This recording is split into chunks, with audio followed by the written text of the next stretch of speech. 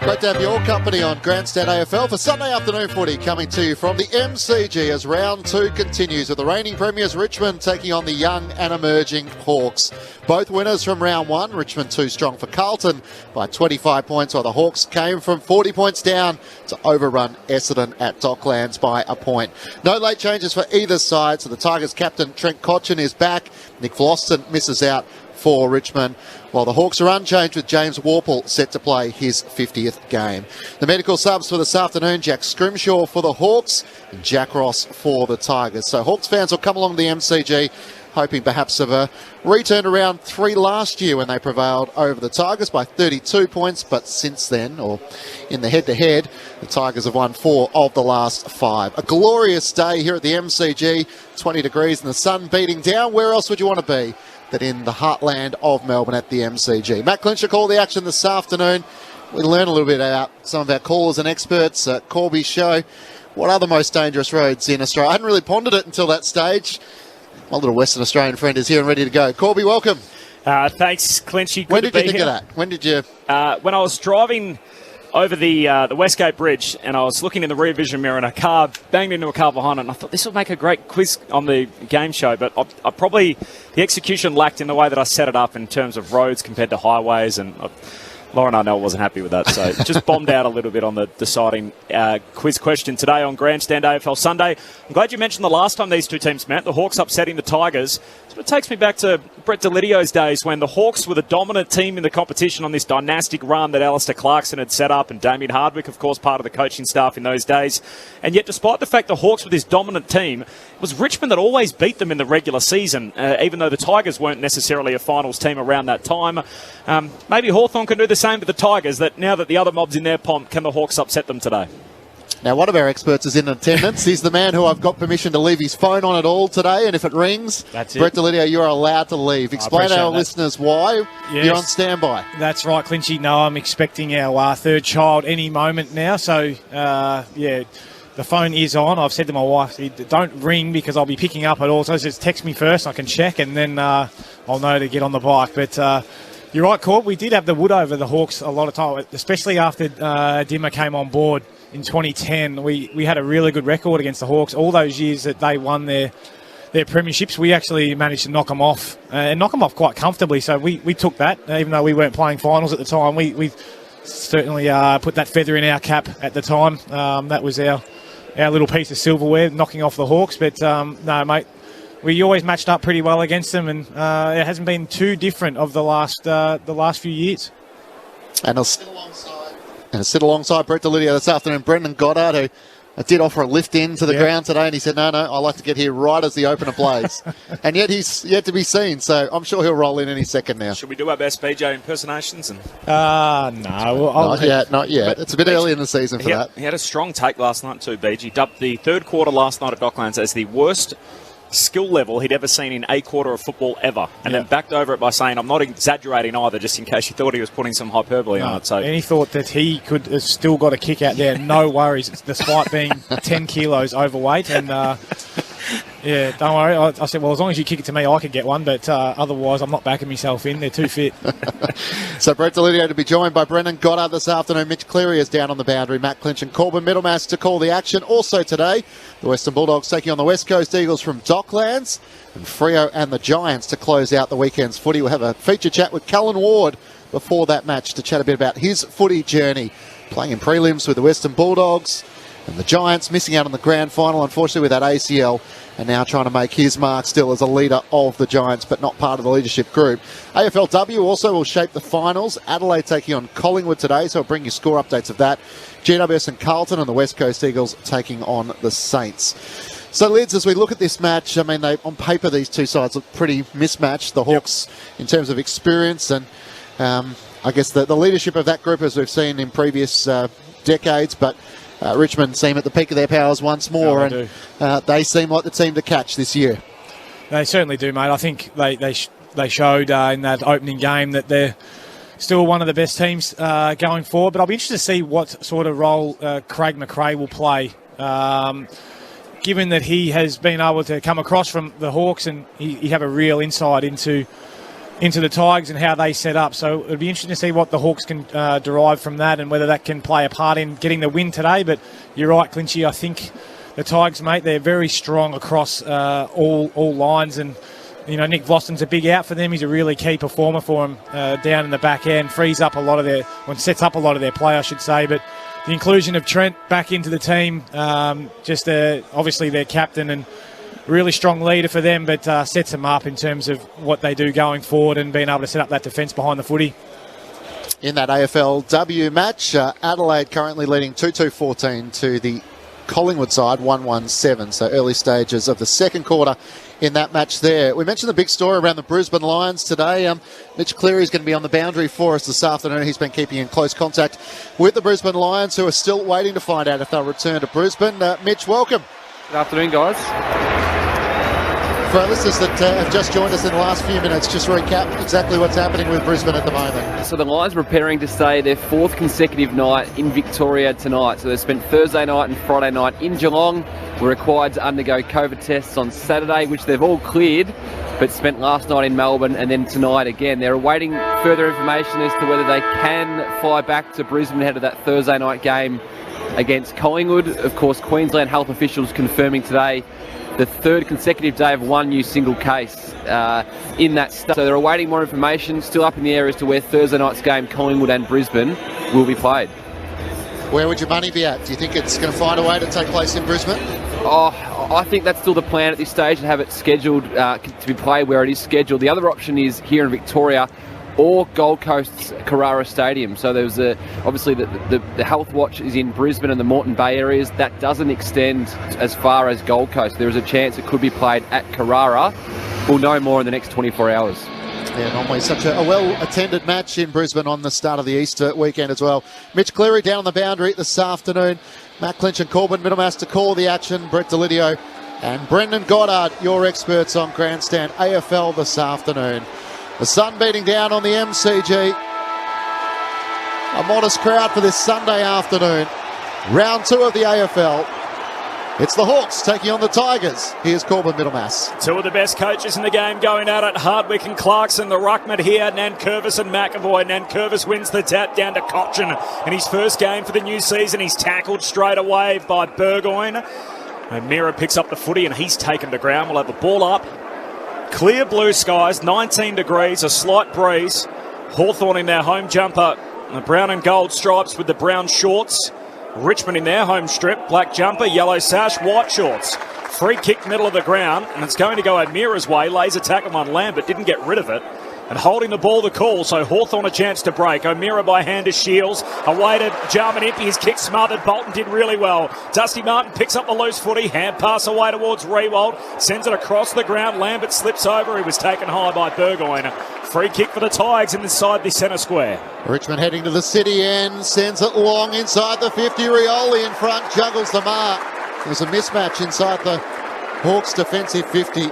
Cole Hartigan all of a sudden had two opponents and he couldn't get to Dan Rioli. Yeah, you're right, Clinchy. I'm not 100% sure what happened just there with Hartigan coming up late to Dan Rioli. He was obviously stuck back in the goal square, but someone has lost. I think it was maybe Jarman Impey, who's standing the mark now, was just up around the play still covering off. But be a good start for the Tigers if Dan Rioli can pop this one through. 2 goals last week against the Blues. Such a barometer in terms of their forward pressure. Directly in front, he'll kick from 45 metres out. He just pushes it a tad to the right and a minor score to start proceedings. So Richmond are behind, Hawthorn yet to score through a minute and a half in the opening term on Grandstand AFL. I mentioned the teams in their respective kits. The umpires are in blue today. It's not something we ordinarily see as the kick out reaches the man in the back pocket and the half volley. It's at Hardwick as he kicks out to McAvoy, put him under the pump. Half volley pick up, hand pass to Phillips, kick smothered by Rioli. Ricochets out of bounds and a throw in half forward for the Tigers. A lot of talk, Lidge, during the week about Dusty Martin. Can you tag him? Who should tag him? Oh, good question out there today. I think Liam Shields is probably the likely one, but he looks like he's running close to Lambert at the moment. Burgoyne has him at the stoppage here. McAvoy wins the tap down to Mitchell. Hand pass to Burgoyne. Tried to fend off Prestia. Ball slips out of his hand. Runs almost out of play. Cochin keeps it alive. Hand pass to Caddy. Gives it to Dusty. Kicks it deep into the pocket for the Tigers. Hardigan out to meet it for the Hawks. Hand pass to Phillips. Clears defensive 50. Nankervis sitting underneath it, waiting for just that kick. He marks in front of Segler. And right half forward for the Tigers, turns and kicks inboard. It's wide of Edwards, who has to race after it. Here's a chance for Brockman, left the footy behind, trying to slap it forward for the Hawks. Shields in there, tackled. Martin gathers for Richmond, gets the hand pass to Bolter, edge of the centre square, long towards Lynch. Flew, couldn't take the mark. Revolt front and centre, steps through the first. It's such a dangerous double act, working perfectly there as Lynch flew and Revolt stayed down. The Tigers 1-1-7 to Hawthorn, yet to score. 3 minutes gone opening term. Well, it was a bit of a risky kick going back inside from the big ruckman Nankervis. He missed Shane Edwards, but such is the strength of Richmond setting up behind the footy that they'd compressed the ground up, and it was Noah Bolter who ended up being on the end of it, launched a big long left foot ball inside to the top of the square, and it was just a great effort by Tom Lynch to crash that pack, and Jack was playing the rover there for the big fella. He just get on the end of it and pops it through for the Tigers first. But great work, Tom Lynch and Noah Bolter coming up from full back and launching that inside 50. Coming off 4 goals too in the first game of the new season, so the Tigers haven't played since last Thursday. And an 8-day break for the Hawks as well. We saw them last Saturday night under the roof against the Dons, both round 1 winners. McAvoy wins the tap down to Shields. Shields hooks his kick to centre half forward for the Hawks. Brockman got rid of Baker and takes the mark at centre half forward. In just his second game, lays it off by hand to Mitchell, checks his kick into the pocket, made it tough for Bruce. Short gets the loose footy for Richmond, kicks out to halfback, over the head of Mitchell and Baker. Mitchell goes back to collect for the Hawks, hand pass to Caddy of the Tigers. He's tackled over the line by Phillips and a throw in. 55 out from the Hawthorn goal. They're kicking to the punt road end of this opening term. Tigers by 7 points. They've got the opener through Jack Rewalt. 4.5 minutes played. Grandstand AFL on ABC Radio Sport. Thrown back in. Tapped down the way of Broad, who had a long time as he was tackled. Umpire circles and it was over the shoulder. So it'll be a Hawthorn free kick. Jager O'Meara to take it at left half forward. Looks to put it to the top of the goal mouth. Sackler couldn't get a run at it. Noah Bolter flies and takes an uncontested mark 15 metres out from his defensive goal. So we saw Richmond have 75 inside 50s in round 1 against the Blues. That'll be one of the challenges this afternoon for the Hawks. Bolter's long kick towards Revolt. Couldn't juggle the mark. Hardwick in there. Put his head down and got the hand pass out to O'Meara defensively. Just wide of Mitchell. A chance for Shields for the Hawks. Hand pass to McAvoy. Now to O'Meara in the middle of the MCG. He gives it to MP. Kicks wide to Morrison, who marks still inside the centre square. It looks like as Dusty goes to play it full forward, he's got the match up with Sean Burgoyne, which will be fascinating. Hand pass to Impey, kicks out wide. Hanrahan gets there on the half volley, shakes a tackle, shoots goalward. That's a classy finish, even for a behind. Dylan Moore, I think that was. I'm glad he didn't kick it then. It's a minor score. Mistakes all round. 6 points. Richmond's lead 1-1. Hawthorn 1 behind, 6 minutes in. Over and under for BJ. We've seen before quarter time. Time on opening term. Okay. Long out of defence from Jaden Short. Jack Rewalt juggles the mark at right half back. Kicks it out into space in front of Danriel. It's too wide as it bounces end over end and out of play. Mitch, you wrote about Dylan Moore during the week. Tell us a bit about him. Thought his career was over last year, Corbin. Had to wait until the last game of the last year to get a Brownlow vote. 25 disposals, then got a contract 9 weeks later, and now he's preparing for game 12 today. McAvoy knocks it down to Bruce for the Hawks, gets the hand pass to Shields, kicks towards Segler. Baker spinning out of traffic, was taken high, takes the advantage. Hand pass to Prestia in front of the 2 benches, kicks to Revolt, he's got a couple to beat. And Hardwick was able to slip in front with support from Frost and take the mark at left half back. Tigers by a goal. Hardwick's retreating inside the defensive arc. Finds Hardigan top of the defensive goal square. The former Crow out to half back to Will Dave. Straightens up, wanted to find O'Meara, and Bolton floats through to take the intercept mark for Richmond.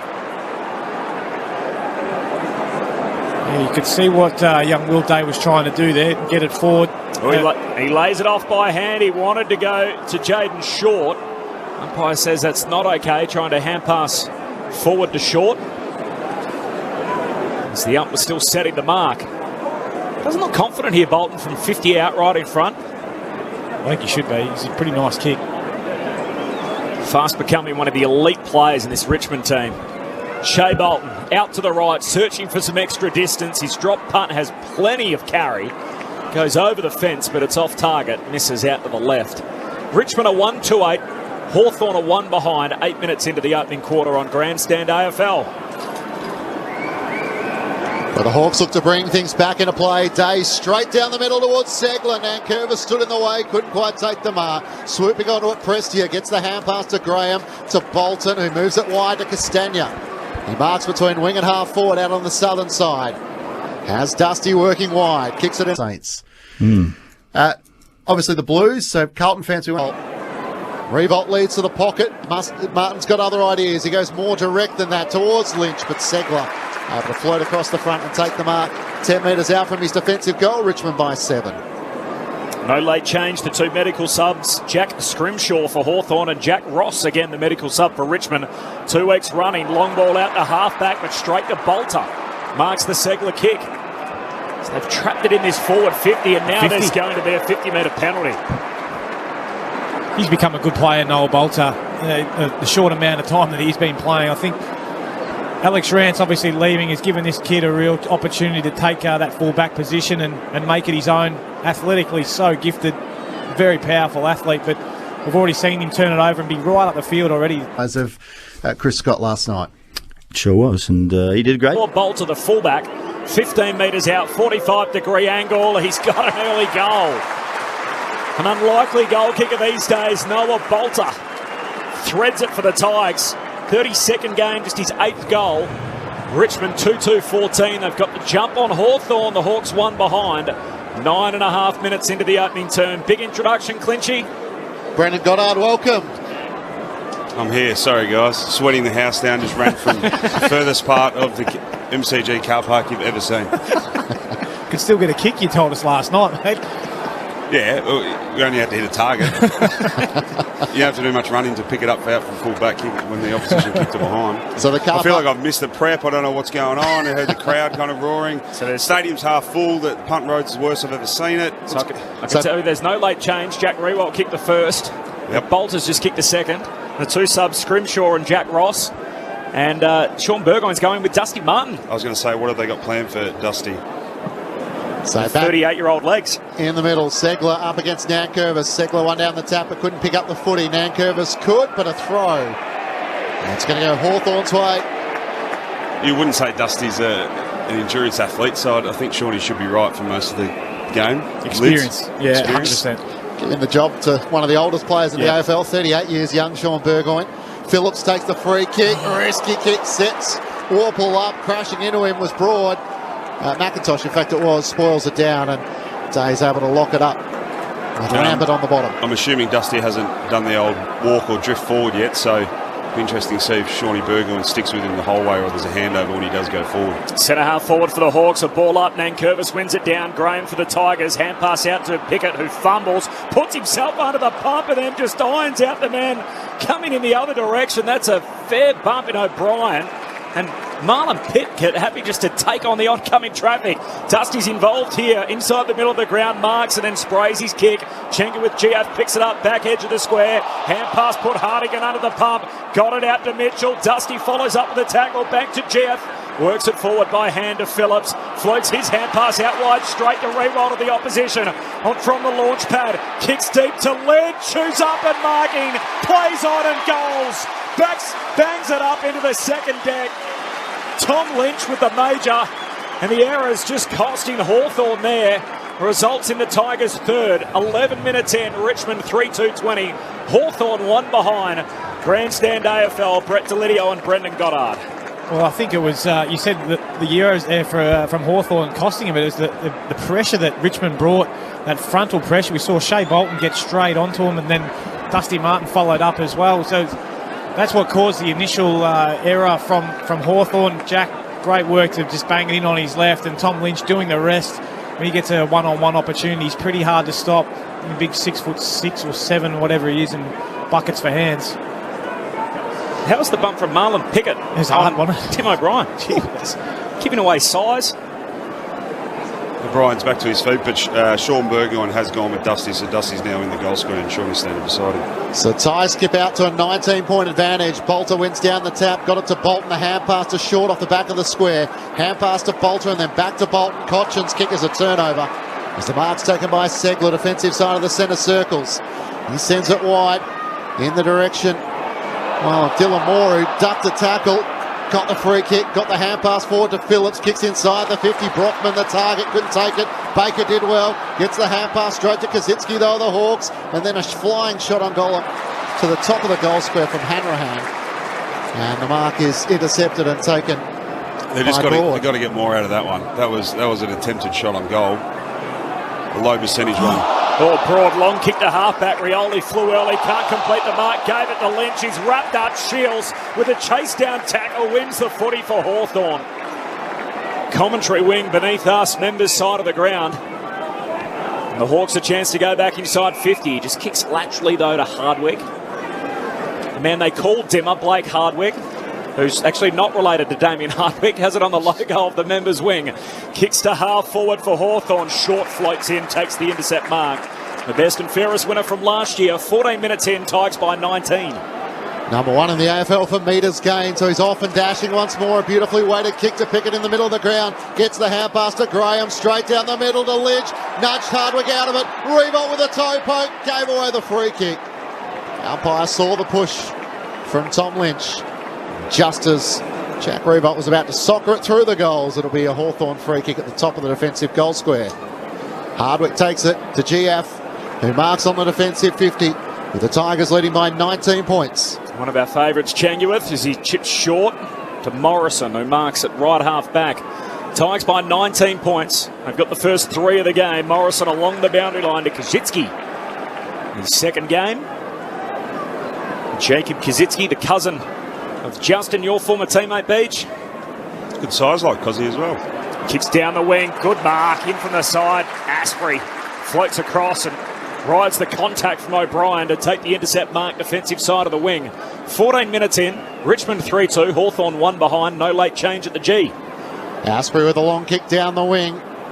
Flying in the end was Arts. He had to bring it down to the front. O'Meara charges after for the Hawks. Pickett lays the tackle. Moore with the hand pass. Didn't quite work to Warple, and then Graham's over the top.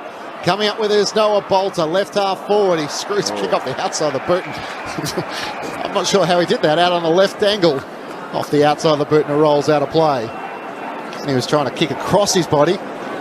It's quite the shank. For our friends in Adelaide, the AFLW game, the Crows and the Pies. So the winner here gets a top two finish, home preliminary final, week off, first week of the finals. It's half-time, Adelaide lead Collingwood by 15 points. We'll keep you updated. From the stoppage, O'Meara goes racing away and then turns it straight over. Poor kick. Grimes takes the intercept mark for Richmond. Hand pass to Edwards. Kicks into the middle of the ground for Lambert.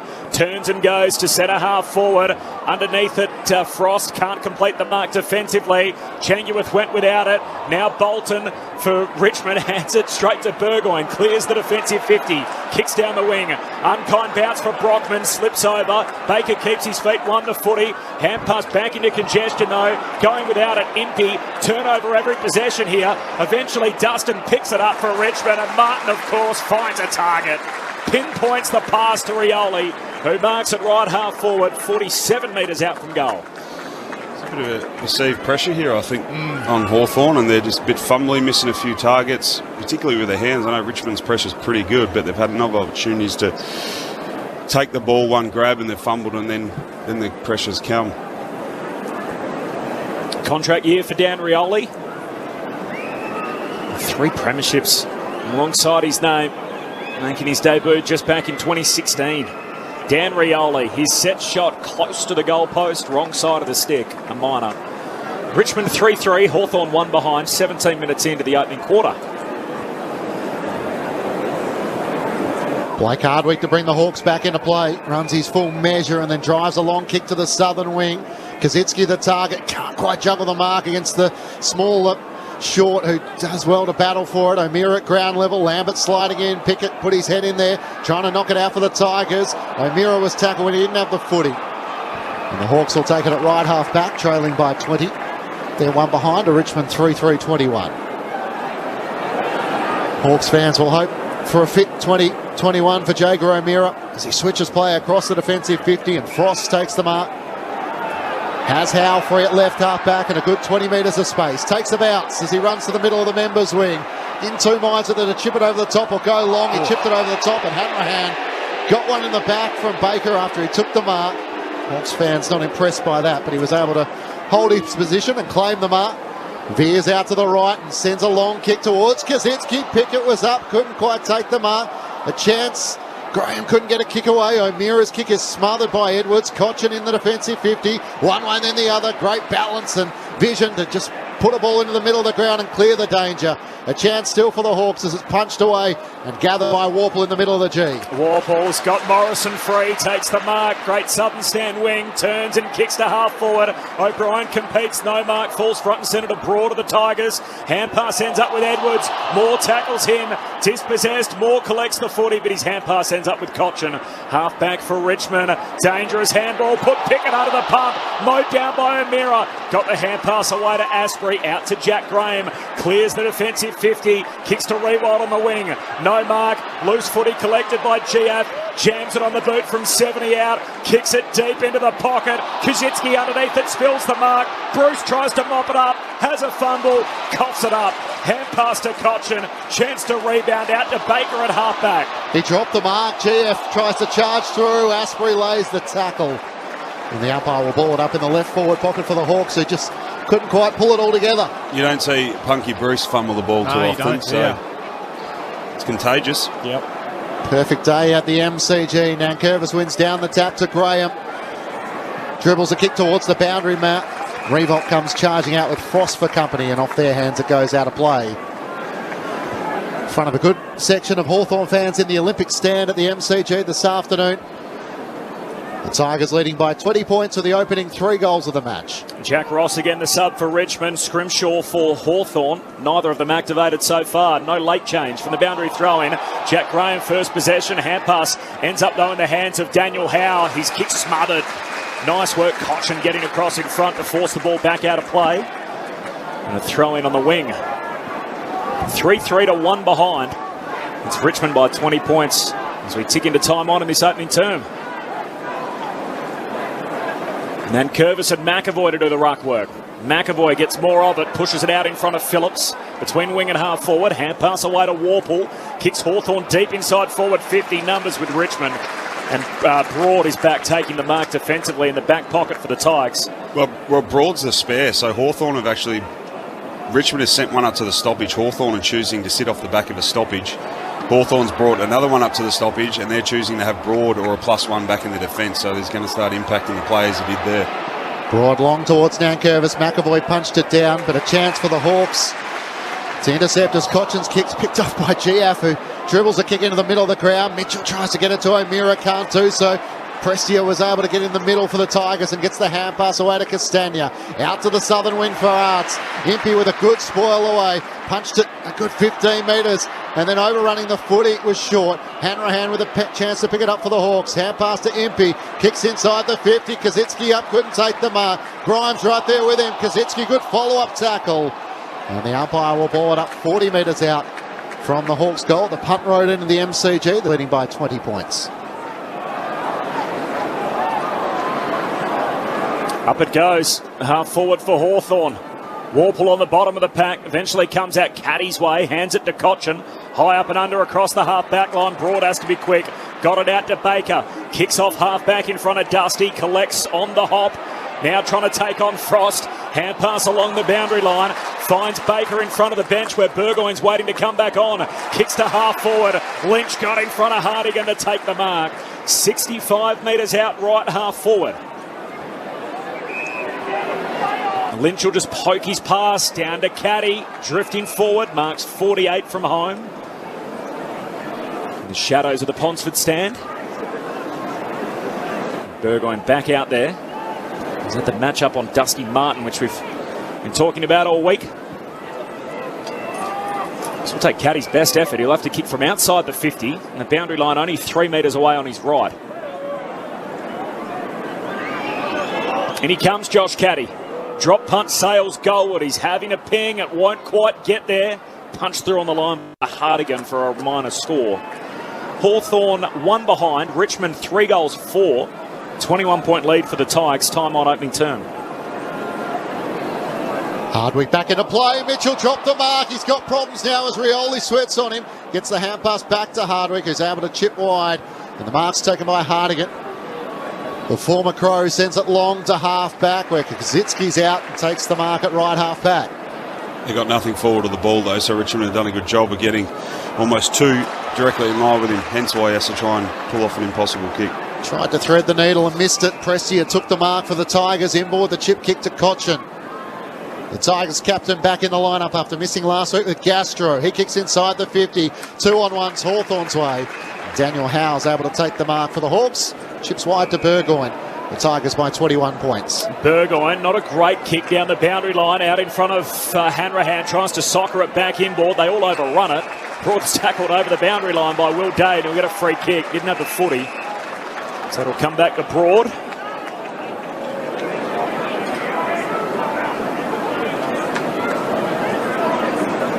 Swings a hand pass inside to Lambert. Commentary wing. Down to half forward, in from the side. Hardwick can't complete the mark. Burgoyne just threw it out to Hardigan. Umpire blindsided. Gets his hand pass back out to Hardwick. Still at half back. Kicks to a 2-on-1. Segler goes up. Overran the footy. Did he get a nudge? He did, illegally from Baker. And so Richmond, despite having the numbers, cough up possession. Segler will take the free right on halfway in front of the interchange. It's a bit hard for the guy that's 5 foot to compete against that, so he probably made it a bit too obvious based on his height. Segler wanted to draw the opponent, gave the hand pass to Day, back to Segler, all sorts of trouble as the Tigers lurk. Lambert with a tackle over the top. The ball rolls clear. Mitchell with the hand pass to Day, screwed around his body well to Warple, who juggles the mark, and the Hawks get their first goal here. Drives a long kick inside the 50. Kazitsky comes out and takes the mark.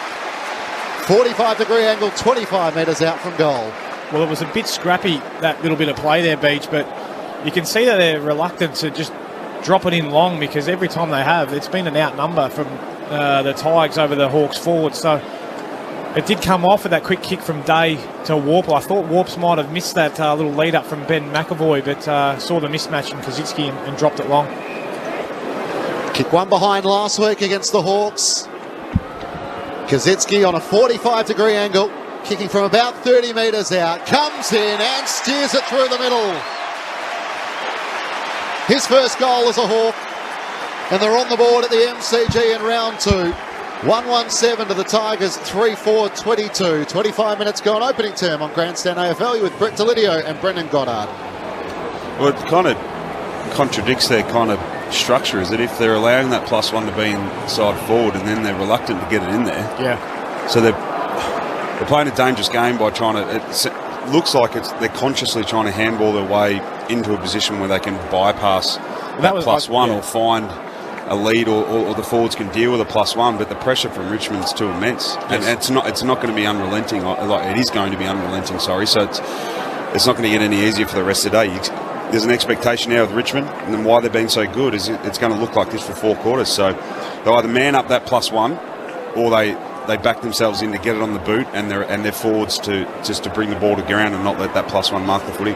Back underway in the middle. Dusty first possession. Hooks the kick to centre half forward. Lambert out to meet it. Drops the chest mark. He's going to get a free kick though. Had his arms, or he's taken high by Impey trying to spoil the mark. And so Lambert to take it, attacking edge of the centre square, and the bright sunshine at the G with the red Sharon. Kicks to the top of the goal square. No mark, spills down at the back. It's Arts who trickles through the grubber goal. Jake Arts with the immediate response for Richmond. 4-4-28, Hawthorn 1-1-7, 26 and a half minutes into this opening term. And that was costly. Sam Frost trying to take the mark, spills it. Easy conversion at the back for the small forward. Brendan Goddard and Brett Delidio. The concerning thing is that every time Richmond go forward, they look like scoring. Yeah. So, and then on the other end, Hawthorn don't. So I don't think they continue this structure, because they've had a number of opportunities. The ball was played in Hawthorn's forward half there for probably a couple of minutes, but they didn't get any good looks at it based on the +1 and the pressure up the field. It's just too good. I think CJ would like his time again down there. If he had his chance just to body line that and not allow Jake Arts to spin out, take the ball and the player through with you and keep him in front of you. Brendan Goddard and Brett Delidio with you on Grandstand AFL. Back in the middle of the ground, Segler one down the tap, but Bolton's able to rove it. Gets the hand pass away to Dusty. His hand pass is wide of Nankervis. Graham could have been held when not in possession. Warple onto it for the Hawks. Chips it wide to Tom Mitchell. Mitchell looks to move it around the members' wing. Shields up, dropped the mark. Had to get around Prestia. Hand pass to Warple under immense pressure. The Tigers take it back through Grimes. Feeds the hand pass through traffic to Lambert, and GF's able to juggle the mark at left half back. If you want to get in touch with us, 0437 774 774 to get in touch with the Grandstand team and let us know your thoughts and where you're listening on this Sunday afternoon. GF goes back to Hardigan, who marks alongside the behind post. Beautiful day at the MCG, around 19 degrees, not a cloud in the sky at the moment, slight breeze as Hardigan to centre half back and Impey takes the mark. Sort of a dying breed, isn't it? Afternoon footy. I know the traditionalists will love the fact the grand final's back in this time slot, but most of our games played at night. Short kick to Mitchell, hand pass away to Impey. Out wide to Chenga with Giath, kicks into oncoming traffic. Knocked down by Caddy. Picked up off the deck by Martin under pressure. Hand pass found Graham. His kick smothered. Good follow-up. As Giath able to lay the smother and force the neutral ball, so we'll have a ball up on the wing. 21-point lead for the Tigers, 29 minutes into the final term. Just repeating, half-time or start of the third quarter in the AFLW, Adelaide lead Collingwood by 15. And that'll do us for the opening quarter. Richmond kicked the first 3 goals of the match before Kazitsky was able to strike for the Hawks at the 25-minute mark, and then the Tigers answering with the last goal of the quarter. So quarter time, Richmond leading by 21 points, 4-4-28 to the Hawks 1-1-7. Goal kickers for the Tigers, Revolt, Bolter, Lynch and Arts. Meanwhile for the Hawks, Kazitsky is their goal scorer. As Corby mentioned, a 15-point lead for the Adelaide Crows over Collingwood in the first of the AFLW matches to take place today.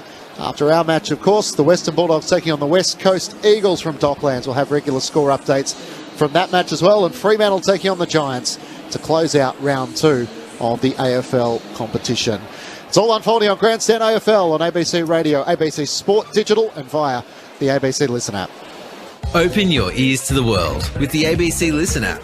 Join Miff Warhurst and Zan Rowe for Bang On as they unpack the week in music, art and culture. This article broke me this week. Where was the editor in this? Or step into someone else's shoes with Conversations. Sarah Konoski and Richard Feidler delve into the lives of ordinary people doing incredible things. James is an English farmer. His family have been farming for hundreds of years. Open your ears to the world with the ABC Listen app. Download for free today.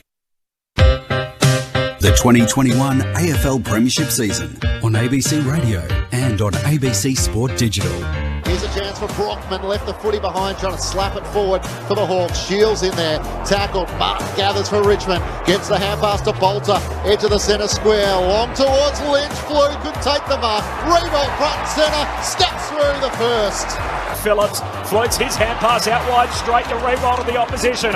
On from the launch pad, kicks deep to Lynch, shoots up and marking, plays on and goals, bangs it up into the second deck.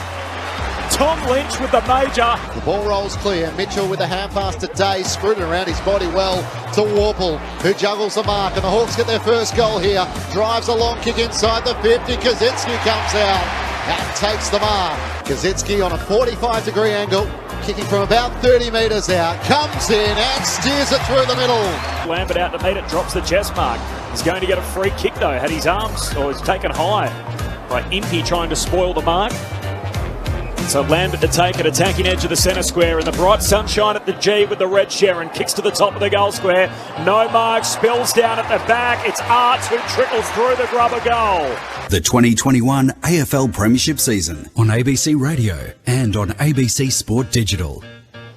Quarter time at the MCG, the Tigers leading by 21 points against the Hawks. 4-4-28 to Hawthorn 1-1-7.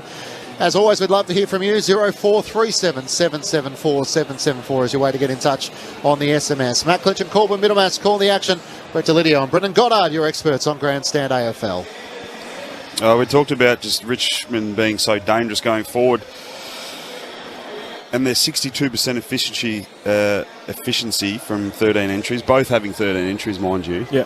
And the Hawks are running at 15%. Oh. So this leads me into the conversation about the Hawks allowing that +1, and there's a clear indicator of the influence he's having.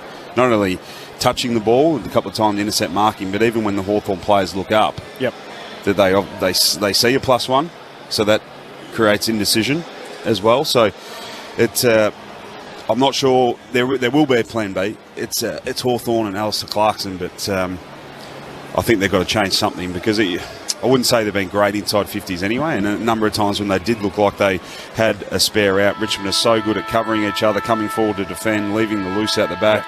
A number of times Grimes, it looked like they're going to get it, but I think with Richmond, as they're set up behind the ball better than anyone, the defence has played enough footy that it's like they're just so in tune and instinctive with playing one another that you just got to go man them up. You can't allow a +1 because they're just too good at it. So I think they've got to start with that and then go from there. And I think they're just going to... I think they're compounding the issue too, Hawthorn, with the pressure is really good from Richmond, but just being a bit too cute with the footy. We see Giath there trying to screw one back into the corridor on his left. One earlier, I think it was Kaczynski trying to slot almost an impossible one back in the 45. They're the kicks and the turnovers you can't have against Richmond, because it's going back the other way and they're having a shot on goal and most likely scoring a goal. Yeah, well, I think they're doing that because they, as you mentioned, is every time that they look up, if they don't go quick, then Richmond just come across and then it's a 2v1 more often than not. That spare is getting involved. You can see here they've had a mark play-on percentage of 41% compared to Richmond's 17%. And we usually think Richmond, they play fast. They just handball forward and get going. Well, it's been the opposite in that Hawthorn have been the ones trying to get that game up and going to not allow Richmond to set up. But because that pressure's so good, they're not getting clean looks going forward, and it just plays into Richmond's hands, having Broad, Grimes, Asprey sitting off Bolter as well. Just being able to impact that play, turn it back over, and then it's their half-backs that just get involved in, young Baker and Jaden Short, giving them plenty of run, but then their half-forwards are right at the ground as well, and they're burning back towards goal, and just becomes so hard for the Hawks half-backs to keep up, and just puts them under immense pressure. But the Hawks need to try something different here to make sure they can get some better bang for their buck going inside 50, and if they can, then it'll be a much closer game. But I'm not sure how you've seen the match-up first up, Beej, in Dusty v Shawnee. It's well, he's had 11, but I wouldn't say he's had a massive influence. Yeah, and he has had 197 metres gained already. One clearance, kicking it at 40%. 40%. So you'd say it's Dusty Martin, but he only needs 5 or 6 good ones to really hurt you. But for mine, you got to go man on that +1. Make every one of Richmond's defenders defend. That's a good starting point for me. On the SMS, 0437774774. Gus and Andrew are wondering how many people are in at the MCG. I'll get Mitch to try and give you a bit of a take on that as we get the second quarter underway. Burgoyne gets the clearance of the Hawks, kicks inside the 50. O'Brien couldn't take the mark. Bruce swoops this time, clean as day, and kicks the opening goal the second quarter. Inside 20 seconds. A dream start for the Hawks for their second goal of the match. 2-1-13 to the Tigers. 4-4-28. Mitch, what do you reckon the crowd is for this Sunday afternoon fixture?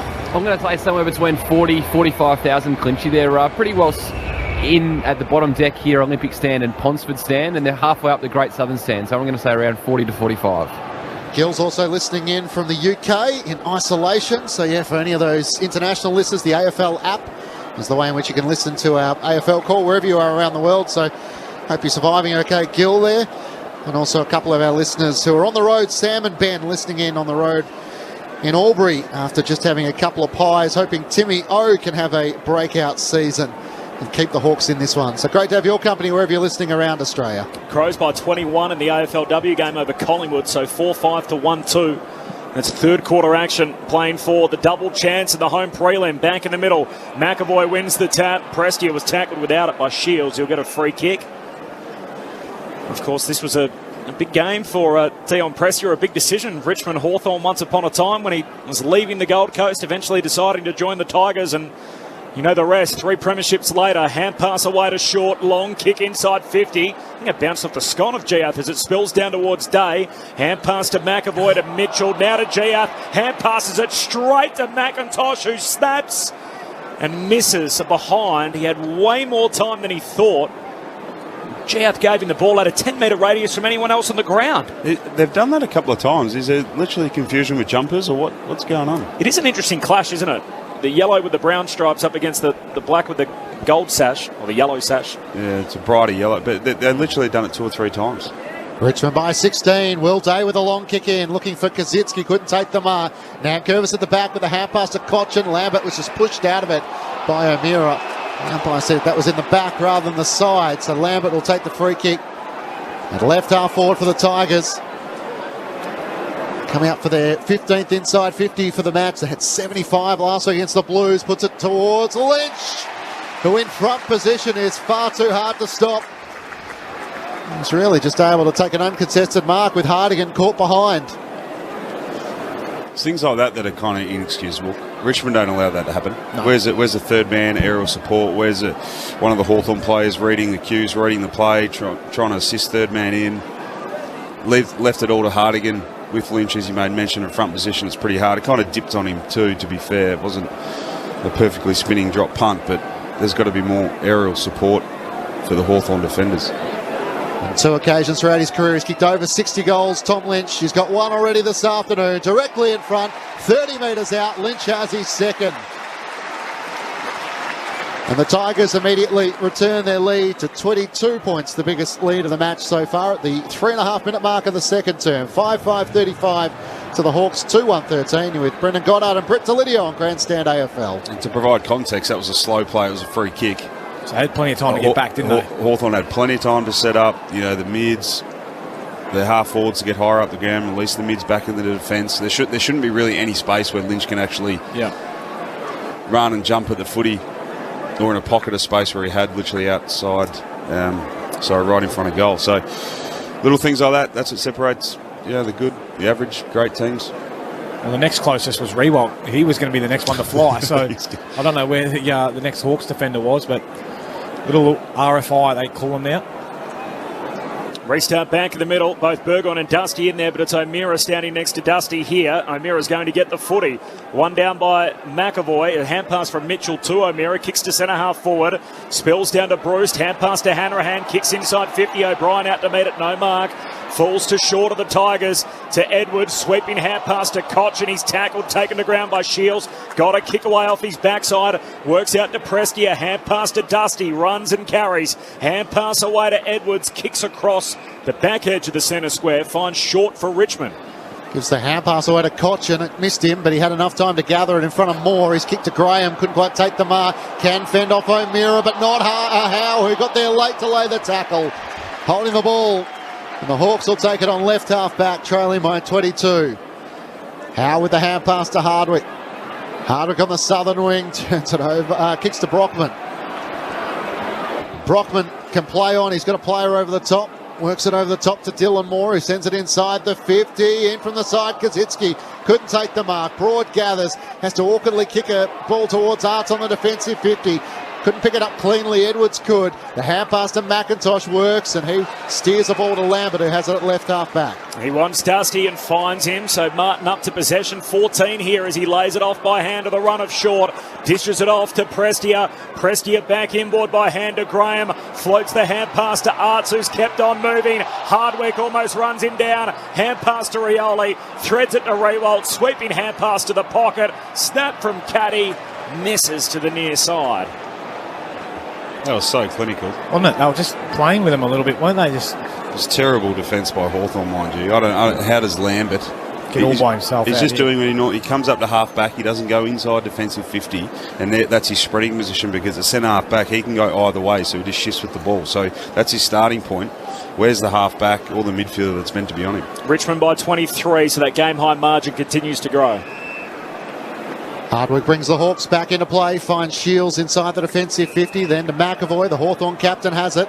Oh, hand pass to O'Meara, put him in enormous trouble, tackled by Cochin. They're able to get the hand pass back to Shields, who sends a high ball to half forward. The Hawks are the 2-on-1, O'Brien and Moore fly, Grimes spoils it down, ricochets to the top of the centre square for the Hawks. Mitchell coming through with pace, couldn't get a clean hand pass away, and short onto it for the Tigers. Hand pass to Lambert, Bolton slipped over, allows O'Meara to gather it for the Hawks. Hand pass to Burgoyne, who sends it wide to the members wing. And Hanrahan takes the mark. The number 13 this year for Ollie Hanrahan. Kicks to half forward to Moore. Looks inside the forward 50. Kazitsky and Broad, the one-on-one option. And they both have a piece of it as it ends up out of play. Half forward 40 out from the Hawthorn goal at the City end. Young Kazitsky's just got to... I just said young for a reason because he just made it a foot race then. He's got to create some separation. So either move before the ball, the guy's got some time and space to kick it, or get a bit of body into him, hit him, and then try and find that separation. From the throw-in, McAvoy wins it down. Bruce just lost the handle, ends up getting tackled by Prestia. The pack forms half forward for the Hawks, 40 metres out from their attacking goal. 5-6 to 2-1. Tigers by 23 points, 7 played in the second term. Dion Prestia a bit slow to rise. A lot of players around this stoppage. Tossed up. McAvoy goes early against Nankervis. Wins down the tap. Nankervis has another go at it. Gets the hand pass to Graham. It kicks to half back. GF is able to take the mark. At the edge of the centre square.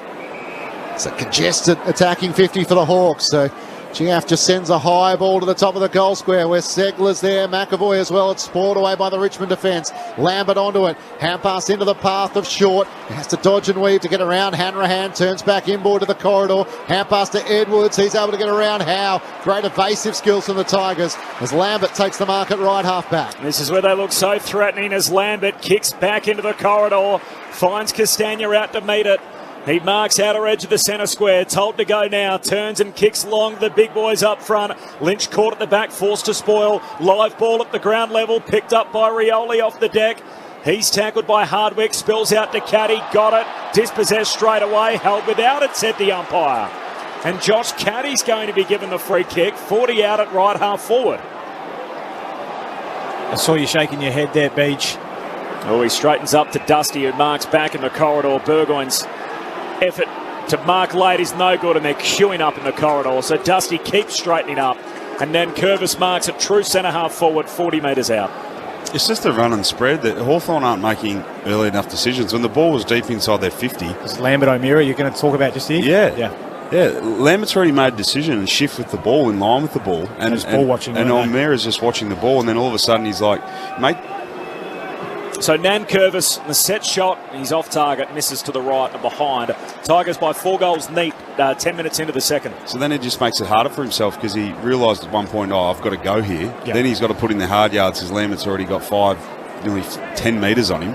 And then instead of doing your work early to stop them getting that chain out and potentially locking it inside 50, O'Meara's then got to run another 150 metres like the rest of his teammates.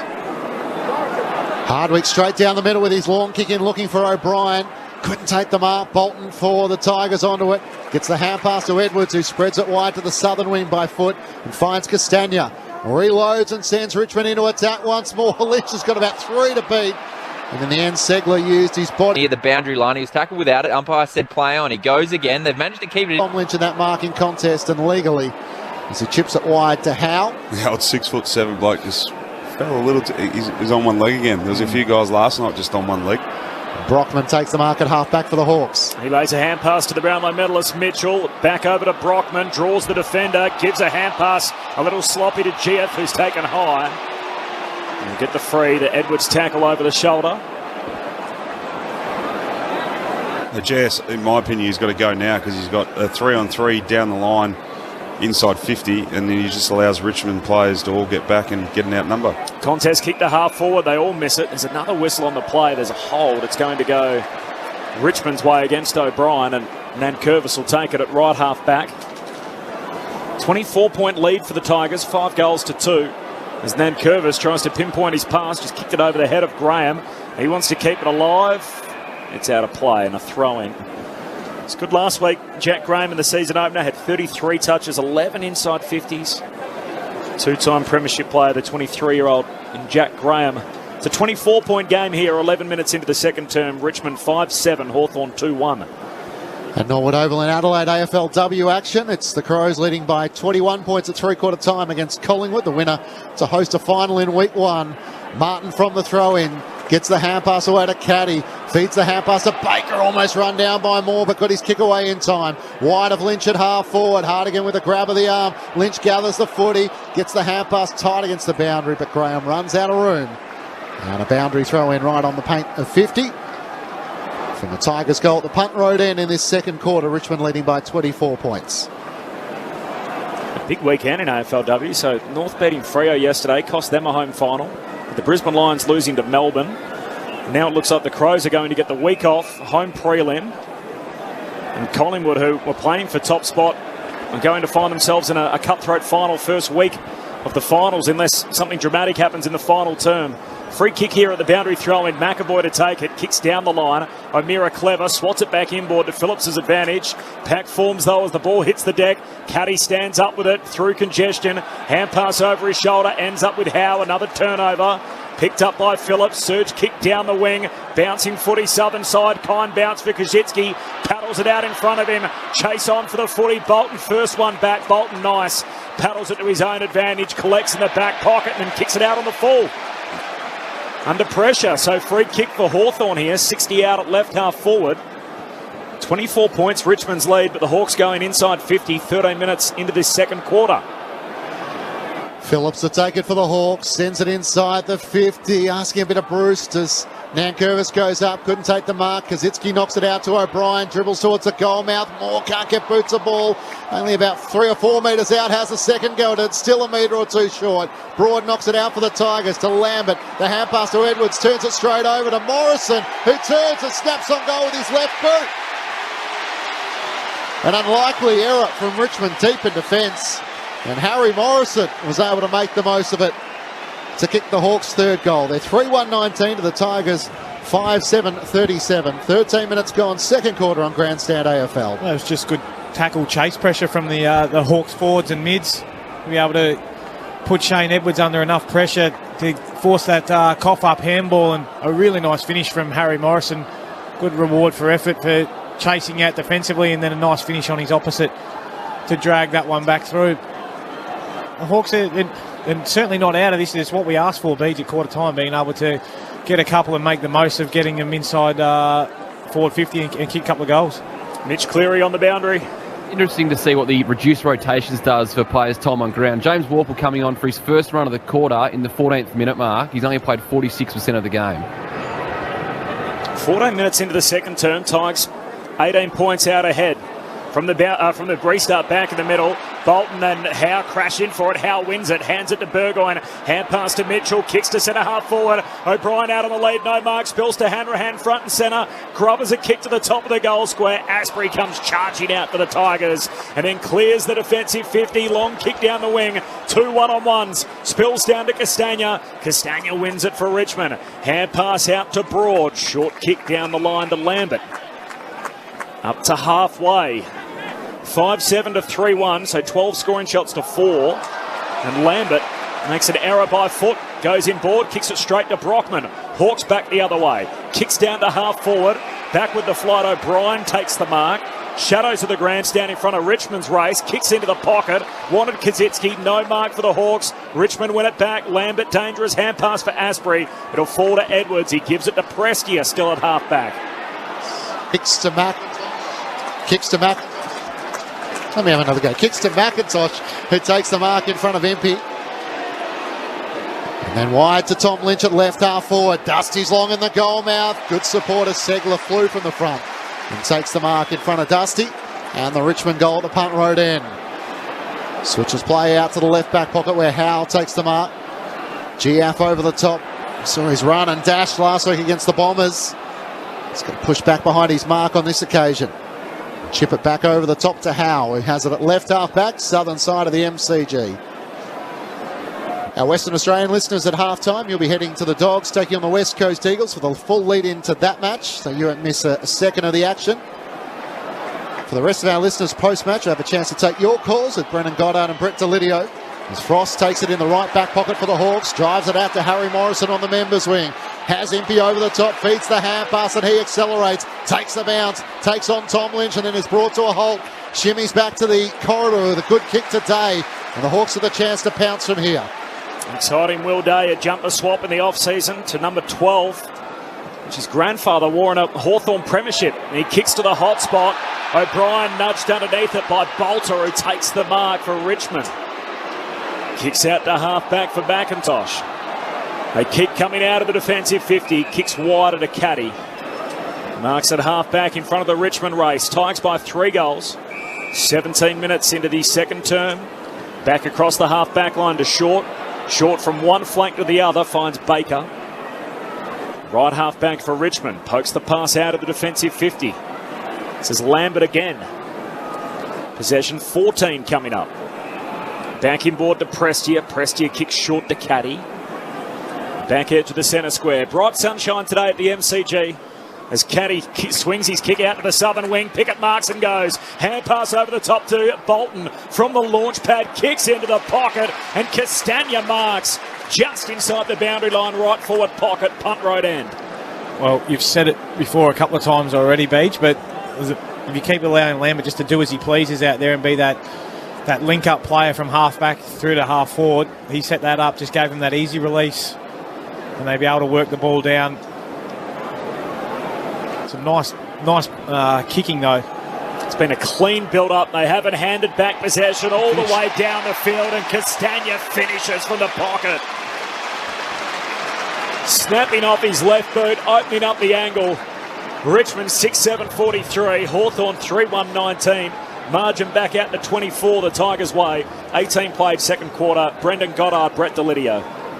In most stages through that build-up or that play, I felt Hawthorn had him in a good position. But then you shift off the line, you look, and you had another spare, then they had another spare, and it was just Hawthorn got to come up. And when you're within a kick of the ball, you have to expect... You've got to be in their shorts. Yeah, you got to expect all be in aggressive position, get in front of them to take their space away. Don't sit on their back shoulder and allow them to hit these little lead-ups, which they just did then. I don't give them that advantage. They'll take that every single day of the week, and they did that going forward. The only kick they probably that went over 30 metres was the last one inside 50.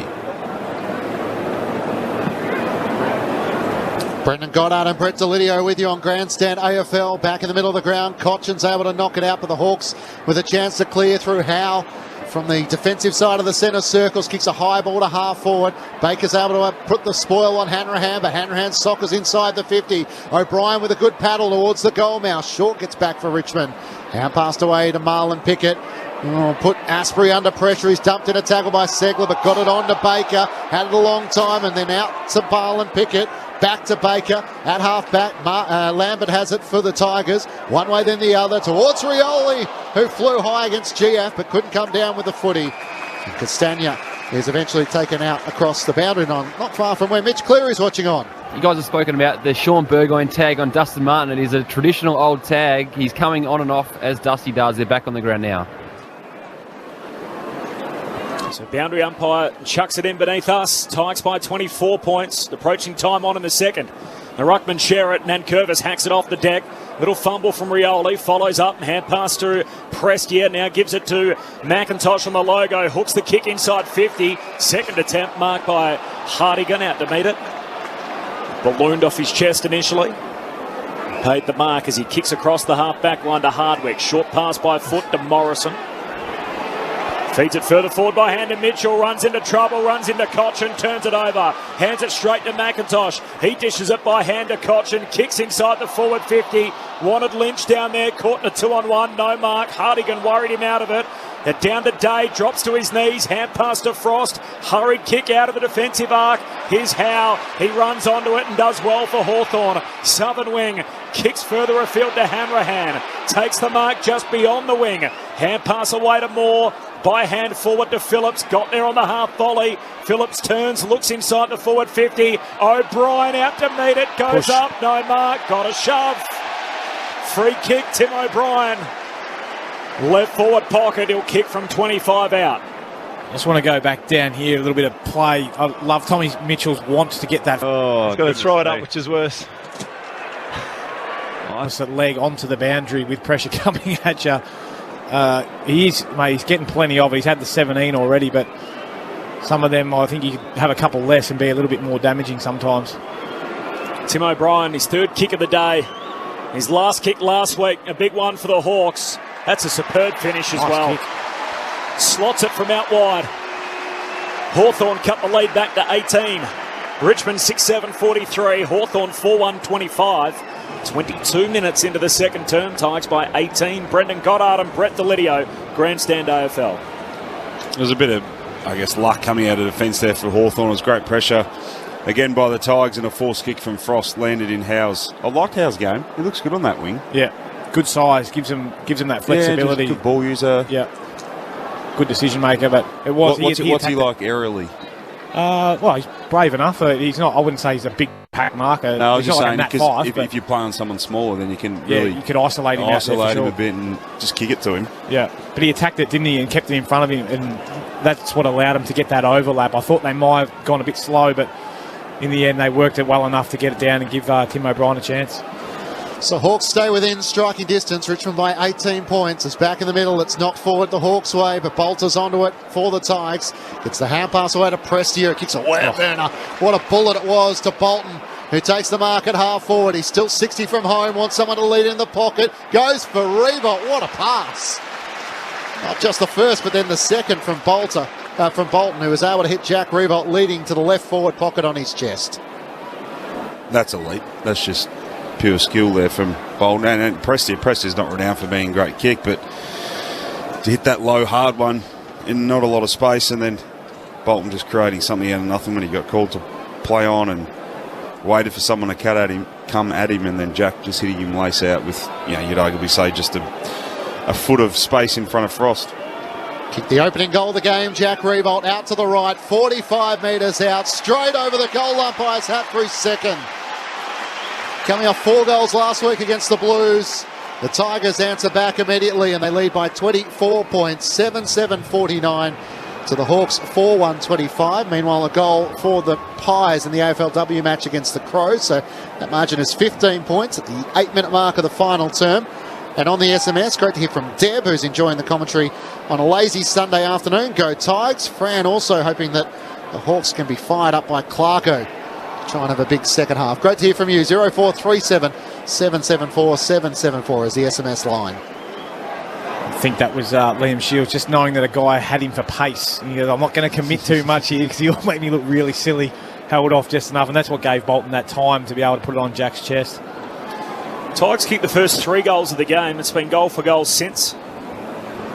24 points, Richmond's lead, 7-7 to 4-1. Time on in the second term from the restart. Dusty Martin again. First touch, hand pass to Cochin. Centre clearance deep to Reebolt. Giath in from the side. Takes the intercept mark in front of the pack. The Hawks with possession on the last line. Changuith goes to the back pocket for Hardwick. A real day calling for it down the line. He kicks a little further afield for Mitchell. Pickett arriving late, spoils it out of play. Boundary throw in, 70 out from the Richmond goal.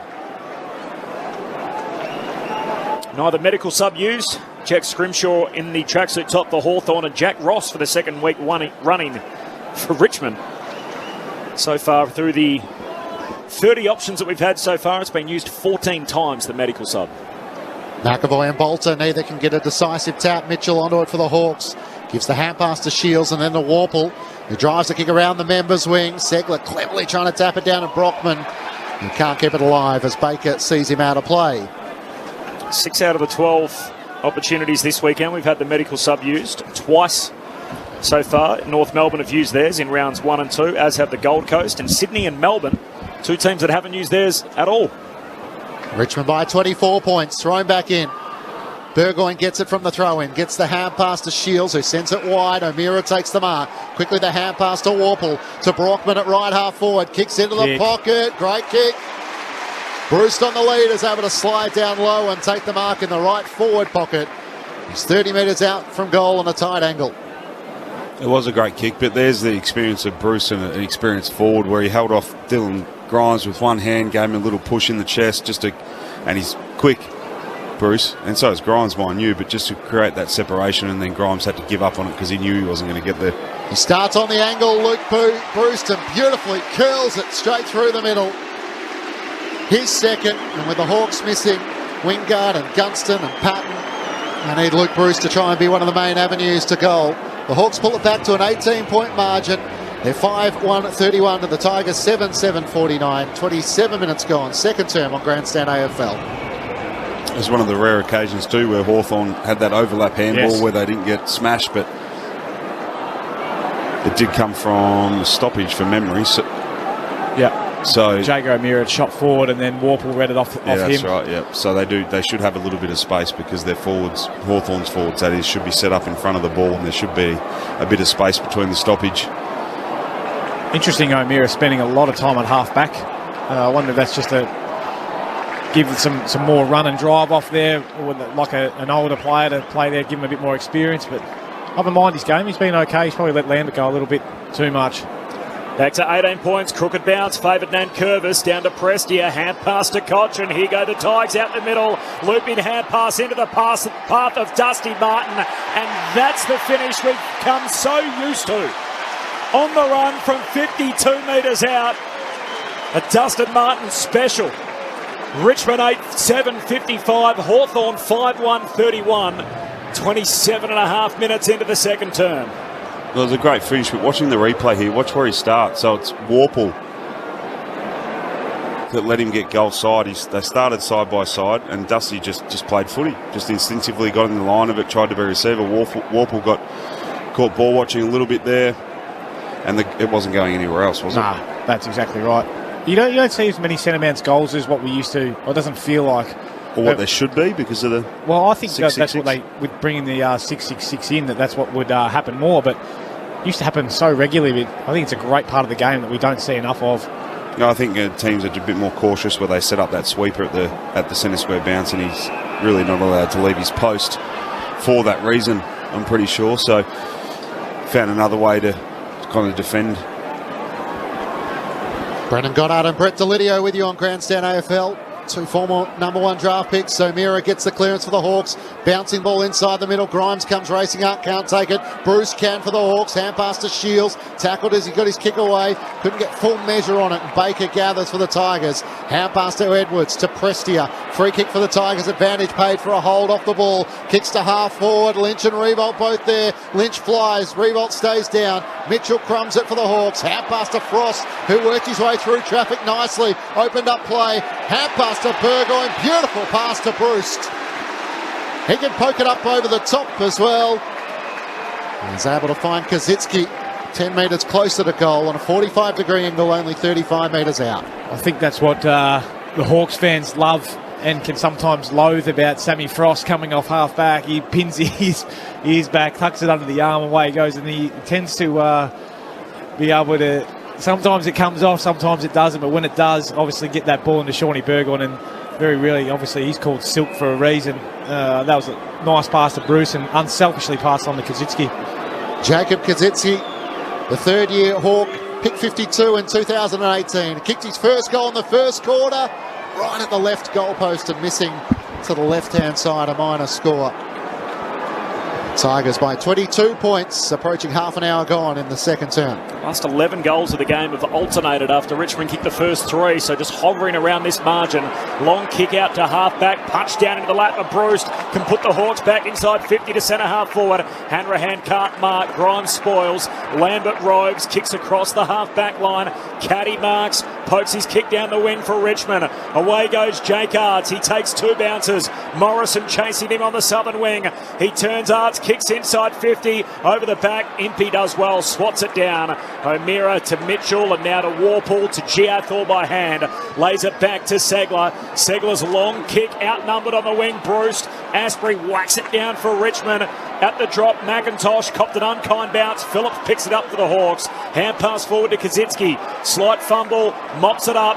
Hand pass to Phillips, floats his kick down the wing. Grimes out to meet it, knocks it back Richmond's way. Hand pass from Lambert to Prestia, out to Asprey. Right on the bell. And that's half-time. Seesawing second term.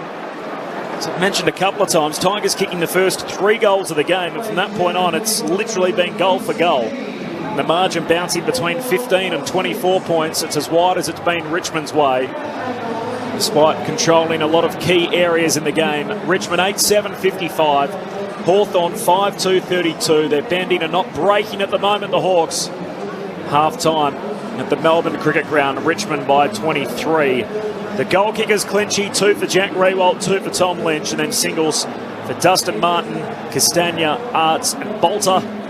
While for Hawthorn, they've got 5 majors, 2 for Bruce, one for O'Brien. Kazitsky in his second game, his first goal in AFL footy, and Harry Morrison has one.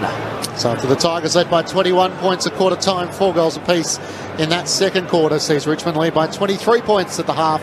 The thoughts of Brendan Goddard and Brett Delidio with you on Grandstand AFL. Well, the Hawks are a lot more efficient. When I say that, there was 15 in the first quarter, going inside 50, that is, to 23 in that second. But they did look a little bit more dangerous. I think their pressure ramped up a little bit in their forward half. They got a couple of second looks at it. A couple of turnovers here on this wing and their half forward, which then gave them a re-entry. A little bit from Frost, but Richmond, I think it still looked dangerous every time they go forward. So, unfortunately, the easy goal from Dusty out of the centre square bounce, it would have been, 15 points in it. But little things like that were easy ones. A Tom Lynch one, again, early in the quarter, hurts them a little bit. Just so little things like that they can get rid of, and they're right in the game. But you probably say that Hawthorn lifted a little bit. Leeds and Richmond dropped off, I think, in response to Hawthorn's extra effort and stuff they did give in that second part of that quarter. Yeah, well, I think the Hawks, they kept on it, trying to keep that possession mark play on percentage high, being able to take the game on. They were just a little bit cleaner, I thought, in that quarter, which gave them better looks, albeit that the pressure was on in that first quarter, so Richmond were right up on them. But in that quarter, as you said, they just got a couple of times where they were able to break it open, and you saw some nice work, some nice finish. Obviously, the Frost one coming through the middle of the ground. Then the finish from Sean Burgoyne into Luke Bruce. Wasn't able to capitalise on the goal, but the play before that was obviously the one over the top to young Brockman, who was able to finish to Luke Bruce. And Hawthorn, I think, they could have been a little bit closer, but only through reducing Richmond's ability to score. And as you said, they look so much more dangerous going forward because of their running players. Lambert's been the one for mine that's been that guy who's been that link from half back to half forward. He always gives them that out. I've seen him matched up with Jager O'Meara down there off half back. And we spoke about it during that quarter, Beach, in that Lambert's already on the move and going to where the ball's going to be, whereas the half-backs of Hawthorn have probably been stuck watching the ball a little bit, and by that stage it's too late. The play's already moved on, and that's what gave them a couple of opportunities just to go the length of the field. But as we said, Richmond only have to be given half a metre, and they'll take that. If you refuse to be right up, and I said in there an old phrase that Ross Smith gave to me, you have to be in their shorts as a backman. If you're not there, then they'll take it, and they did. And they made them pay. I'm glad you brought up Lambert, because that's so good about Richmond. If it's not Lambert, though, it's Edwards. Yes. Because those two have played that role so well and allowed Dusty to do what Dusty does, essentially. Yeah. So without those two, with respect to Dusty, I don't think Dusty's as good a player as he is. Yeah. So he's an outstanding player. That connection, as you made mention, between almost through the middle of the ground to their forwards, because he's such a good runner. I think he's to put in perspective, I think he's a top 3 runner at the footy club. Yep. So you need to have that engine to play that role that he does, and both those guys in Lambert and Edwards do that. And a lot of the time they sacrifice their own game for the greater good of the team, but at times he's going to get on the end of it and get rewarded for his hard work. And apart from Dusty, who's been really good, but I don't think he's been as damaging as he sometimes is.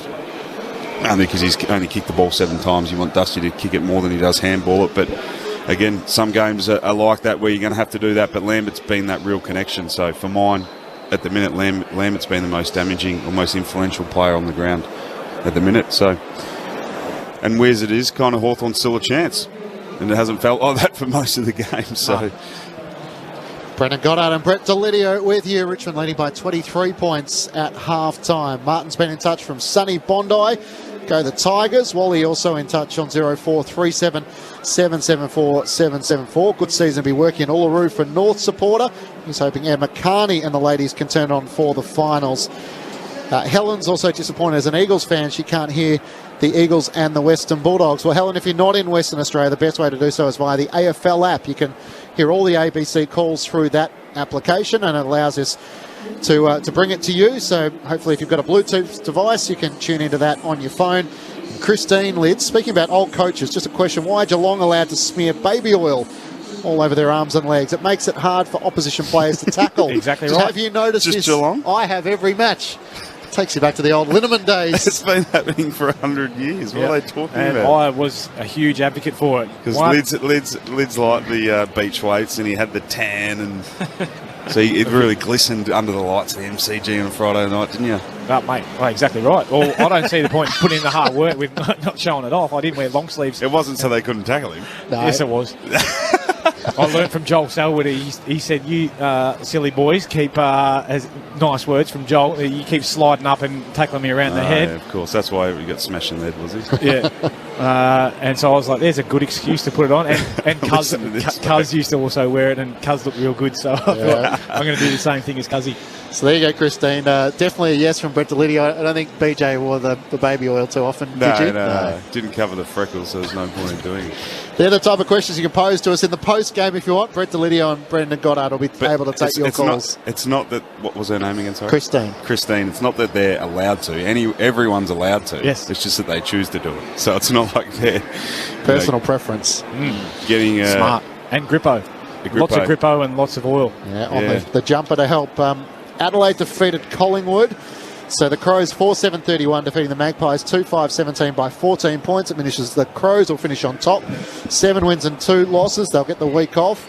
Collingwood have lost 2 of their last 3 to finish the home and away season. So we're set now, Clinchy, for the finals. So top 6 system. It means that the remaining games today don't impact what happens last round of the regular season. Adelaide on top, Brisbane second. So they're the 2 teams that get the home prelims and the week off. Obviously, Brisbane will have to watch this space as to what's unfolding there on the COVID front. But we've got our elimination finals in week 1. It's going to be Collingwood and the Kangaroos. So the Kangaroos earning their place by beating the Dockers yesterday. That'll be 3rd versus 6th. And in the other cutthroat final, it'll be Melbourne hosting Fremantle. So Daisy Pearce, the captain for Melbourne, injured yesterday. So she's in some doubt to play next week. But it means the Dockers... That's a costly loss to the Kangaroos. So instead of playing at home in Perth, they're going to be on the road next week. So 2 elimination finals, Collingwood versus the Kangaroos, Melbourne versus Fremantle. And then depending on the ranking of the winners, they'll go through and play the number 1 seed Adelaide and the number 2 seed Brisbane at their home venue in the second week of the finals. So top 6 system, 1 and 2 with the week off, 3 play 6, 4 play 5. So the Adelaide Crows, the minor premiers in the AFLW. Of course, the finals were halted due to COVID last year. So great to see they'll get their opportunity to showcase their best footy with finals action. For our Western Australian listeners, you're going to be heading off to the Western Bulldogs taking on the West Coast Eagles on the other side of the ABC News. Here at the MCG, it's the Tigers leading by 23 points, 8-7-55 to the Hawks 5-2-32. Let's go to the ABC Newsroom.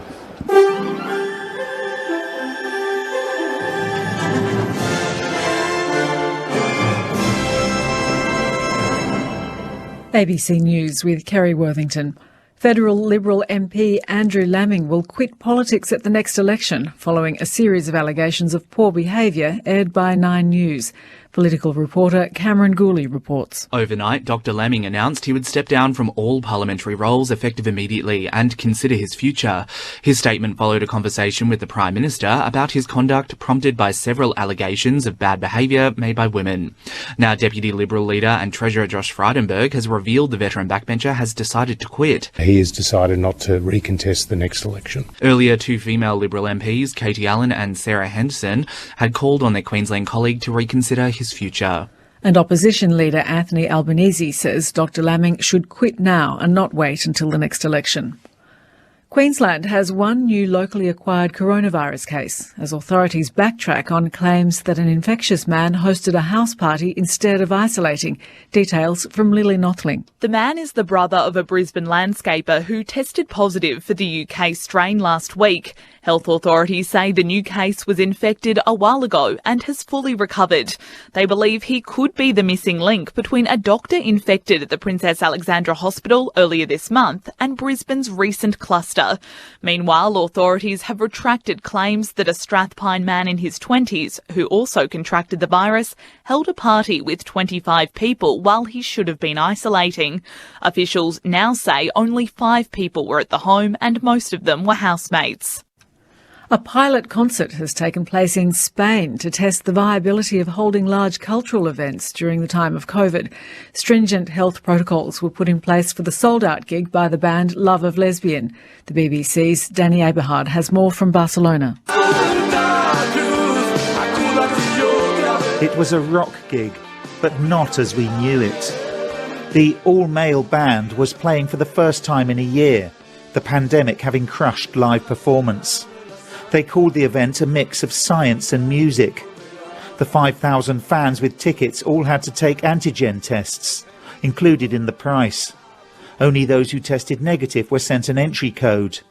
They had their temperatures and IDs checked at the venue. But once inside, they could mix, wearing face masks. A rare moment of collective euphoria, perhaps, but there'll be a nervous wait for the organisers after. Concert goers will be notified if anyone subsequently develops the disease. Demonstrators in New York have joined national protests in supporting the Asian American community. Last week, an attack targeting day spas in Atlanta left 8 people dead, 6 of them Asian women. The mass shooting has drawn attention to an increase in violence against Asian Americans.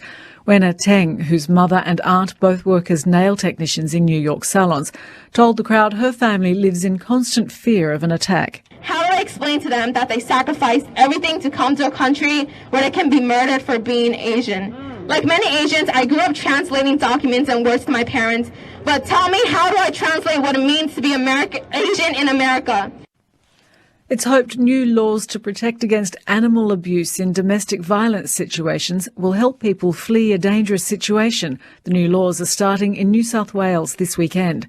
New South Wales Attorney-General Mark Speakman hopes pets will stop being used as weapons during domestic violence cases. Well, unfortunately, one of the many ways that perpetrators inflict abuse on victim survivors is threatening or undertaking animal abuse. It's a particularly cruel way to manipulate and terrorise victim survivors who often feel they can't leave a dangerous situation because of the fear of the consequences for animals. The body of a 16-year-old boy has been found in waters off South Australia's York Peninsula after he and 4 other people were swept off rocks at Browns Beach yesterday. A search for the Adelaide boy resumed this morning after emergency services and volunteers failed to locate him yesterday. An adult and 3 teenagers managed to make it back to shore with minor injuries. 3 shots on goal is created through holding the footy. As part of an annual event to encourage action on climate change. Earth Hour was marked at Sydney's Opera House and on the waterfront skyscrapers of Hong Kong, followed later by the Eiffel Tower, the Colosseum and the Brandenburg Gate. Earth Hour's organisers, Worldwide Fund for Nature, say crucial decisions will be made on climate action this year. And that's the latest. ABC News. If you're not going through an emergency situation right now, it might be the perfect time to explore the all-new ABC Emergency website. ABC Emergency lets you search for incidents near you, or you can check on other locations around the country.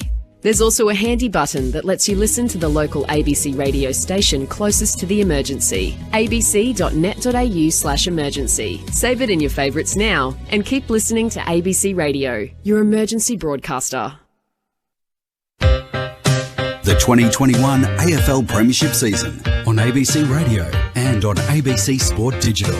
Burgoyne gets the clearance for the Hawks, kicks inside the 50. O'Brien couldn't take the mark. Bruce swoops this time, clean as day, and kicks the opening goal the second quarter. Inside 20 seconds. O'Brien dribbles towards the goal mouth. Moore can't get boots the ball. Only about 3 or 4 metres out. Has a second go, and it's still a metre or 2 short. Broad knocks it out for the Tigers to Lambert. The hand pass to Edwards turns it straight over to Morrison, who turns and snaps on goal with his left boot. The southern wing, Pickett marks and goes. Hand pass over the top to Bolton. From the launch pad, kicks into the pocket, and Castagna marks just inside the boundary line, right forward pocket, punt right in. Been a clean build-up. They haven't handed back possession all the way down the field, and Castagna finishes from the pocket. Brestia, hand pass to Koch, and here go the Tigers out the middle. Looping hand pass into the path of Dusty Martin, and that's the finish we've come so used to. On the run from 52 metres out. A Dustin Martin special. The 2021 AFL Premiership season on ABC Radio and on ABC Sport Digital. Great to have your company on Grandstand AFL Sunday afternoon footy coming to you from the MCG. It's the Tigers leading by 23 points against the Hawks. 8-7-55 to the Hawks, 5-2-32. So after leading by 21 points at quarter time, the Tigers leading by 23 at the main break. Matt Clinch alongside Corbin Middlemass calling the action. Brett Delidio and Brendan Goddard, your experts. Mitch Cleary down on the boundary. And later on this afternoon, the Dogs taking on the West Coast Eagles. Andrew Mays will keep us across that this afternoon. And the final match of the weekend's footy, the Fremantle Dockers taking on GWS. We'll have a feature chat with Callan Ward from the Giants in the lead up to that match. We'll chat a bit about his footy journey. Picked up as a 17-year-old. He was still in year 11 when he was selected by the Dogs and making the transition to the Giants, and a bit of the injury challenges for him over the last couple of years in trying to get the best out of his body. And of course your calls as well coming up after the match here from the MCG. In the AFLW, a win for the Crows over Collingwood, winning by 14 points, so meaning that the Crows will finish on top of the AFLW ladder, winning the minor premiership and getting the week off. NRL action this afternoon. Later on, the Newcastle Knights taking on the West Tigers, and North Queensland up against the Gold Coast Titans in round 3 of the NRL. Your thoughts as always welcome on the SMS 0437 774 774. Looking for a bit of clarification as to how to listen to some of the other matches. We don't have the broadcast rights on our ABC Listen app. You can listen to some of the pre-games and the programs, such as the lead on a Saturday afternoon, and Corbin, Loz and Brett Delidio on a Sunday, so that's available via the ABC Listen app. But if you want to listen to the match broadcast, the streaming rights are available via the AFL app. So if you download that onto one of your smart devices, click on the Listen Live app, and then you can find the ABC Sport button there to tune in and follow the call. Always let us know where you're listening from. So we've got one listener who is listening in from Mildura, picking the Oranges, so great to have you listening and cheering for the Tigers this afternoon. Darren's also listening in Fiji and wants to know the thoughts of Brett Delidio and Brendan Goddard as to where he sees the Hawks this season in season 2021. Oh. Well, there's one on notice, Lids and BJ, as you take us through the first half as well. Yeah, it's hard to know where the Hawks are going to end up. I think just improvement on last year. I think last year was a really down year. They struggled in the hub, from talking to quite a few people that I do know there at the Hawks. Obviously, everyone struggled right across the competition, but improvement, I think they're obviously transitioning out of having all those gun players, senior body, senior heads around the place, to bring in some new young talent and kids, putting more leadership, pressure and what's the word I'm looking for, Beach? Chances for them to lead the way out there, the training track. Opportunity, that's the one. It's an easy word. On the training track, but out here on game day as well. Well, I don't know. I have them just missing the 8. I would have thought somewhere in that next lot. Yeah, they're definitely. I don't think they're in the top 8 team. No. So they're in the transitional phase. But it's Glyco had come out 2 weeks ago and said, admittingly, they don't expect to play finals. Probably not expect. It would be a good thing if they do, obviously, but they know where they're at. But and Glyco, I think. You've had the inside there word for it, albeit a short amount of time, but it feels like he doesn't feel like they're a team that needs to hit rock bottom in terms of get rid of everyone, clean everyone out to start their rebuild for the next premiership tilt. No. So he feels like they can do it in a transitional phase, still be competitive, keep on to these older guys, hence why Shawnee Burgoyne's still there, because he's invaluable, his experience to younger guys, in preparation, communication, I think more so out in the field too. Yep. Where it can get pretty hectic for a young guy and their heads are spinning for majority of games, maybe for their first year. So there's little things like that that would suggest that it feels like they can be competitive now and just slowly build to that next premiership kind of team and phase. Which teams have proven it can happen pretty quickly. Richmond's a perfect example of that, finishing 13th, and now they're arguably one of the best teams ever to play AFL the next 5 years running. Yeah. So it turns around pretty quick. Did I hit a nerve there? Did I, Lid? You said it, mate. I didn't say that. So, yeah, I think even next year, unless I know that somewhat of a genius recruiting other players and now recycle players from other teams, but I don't see them probably in the next couple of years really contending for a top 4 position, that's for sure. They're going to have to draft well, the Hawks. Third quarter about to get underway. The Tigers leading by 23 points. Here's Corbin Middlemass. McAvoy, the captain for Hawthorn, wins the tap down to Prestia. He's locked up straight away and will do it all again.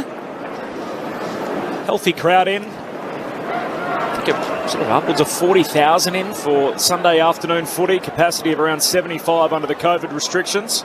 From the middle of the ground, Bolton. Hand pass to Cochin. Quick kick to centre half forward. Fisted down to Frost. Chucks it on the boot. Puts it back into the centre square. Burgoyne hand pass through traffic. The Bolton first one there for the Tigers. Burgoyne still chasing him. The Tigers end up with it through Edwards. Got the hand pass from Bolton. Shot it over his head. Went straight to Howe though. Back in the Hawks' hands. Across half back. Impey by hand to Hardwick. He kicks out wide to Dylan Moore, who marks and plays on. Takes on McIntosh. Kicks up over halfway. And O'Meara marks southern wing with the bright sort of high-low green, yellow boots on as he kicks down to half forward for Hawthorn, floating through Nankervis, no mark, but Short able to mop it up front and centre for Richmond. Shares it with Prestia by hand. He goes back to Baker, and Baker can come out a defensive 50. Cochin almost had it long enough. He didn't. He would have got a free kick for in the back. It's Hardigan. He's right in his back in Paul Puopolo's old number 28. Cochin to take it at right half back. The Hawks by 23 goes short to Caddy, who feeds the hand pass back to Cochin. Past the AFL logo on the members' side. Wide of Castagna, and Hardwick takes the intercepting mark for the Hawks. And switch play out to the right back pocket where Howe has it for Hawthorn. Now where to as he comes to a complete halt and chips it over the top, and McAvoy, the Hawthorn captain, at right half back. Almost stepped on a pigeon who was very stubborn and late to move. Hand pass went forward to Impey. He was dealt with after getting rid of the footy. Advantage applied. The Hawks work it down the outer side, and the kick there from O'Brien ends up the wrong side of the paint, trying to hit Segler, so out on the full it goes. Free kick for Richmond. Short brings it back into play. Across the half-back line to Asprey. Hands it back to Short. 3 running bounces through centre half-back. Now a 4th. Chips it to Prestia. Marks back edge of the centre square. Tigers by 23, 2 minutes into the third. Gives the hand pass back to Short, onto Lambert, who cleverly tried to swat it to Baker, but overran the footy. Sliding in Hanrahan. Oh, and then Caddy over the top of Mitchell. That'll be contact below the knees, and Tom Mitchell will take it on the members' wing. Other way around. Is that same from the one earlier? It was a bit more obvious where he comes sliding in there, but... So Caddy gets the free kick.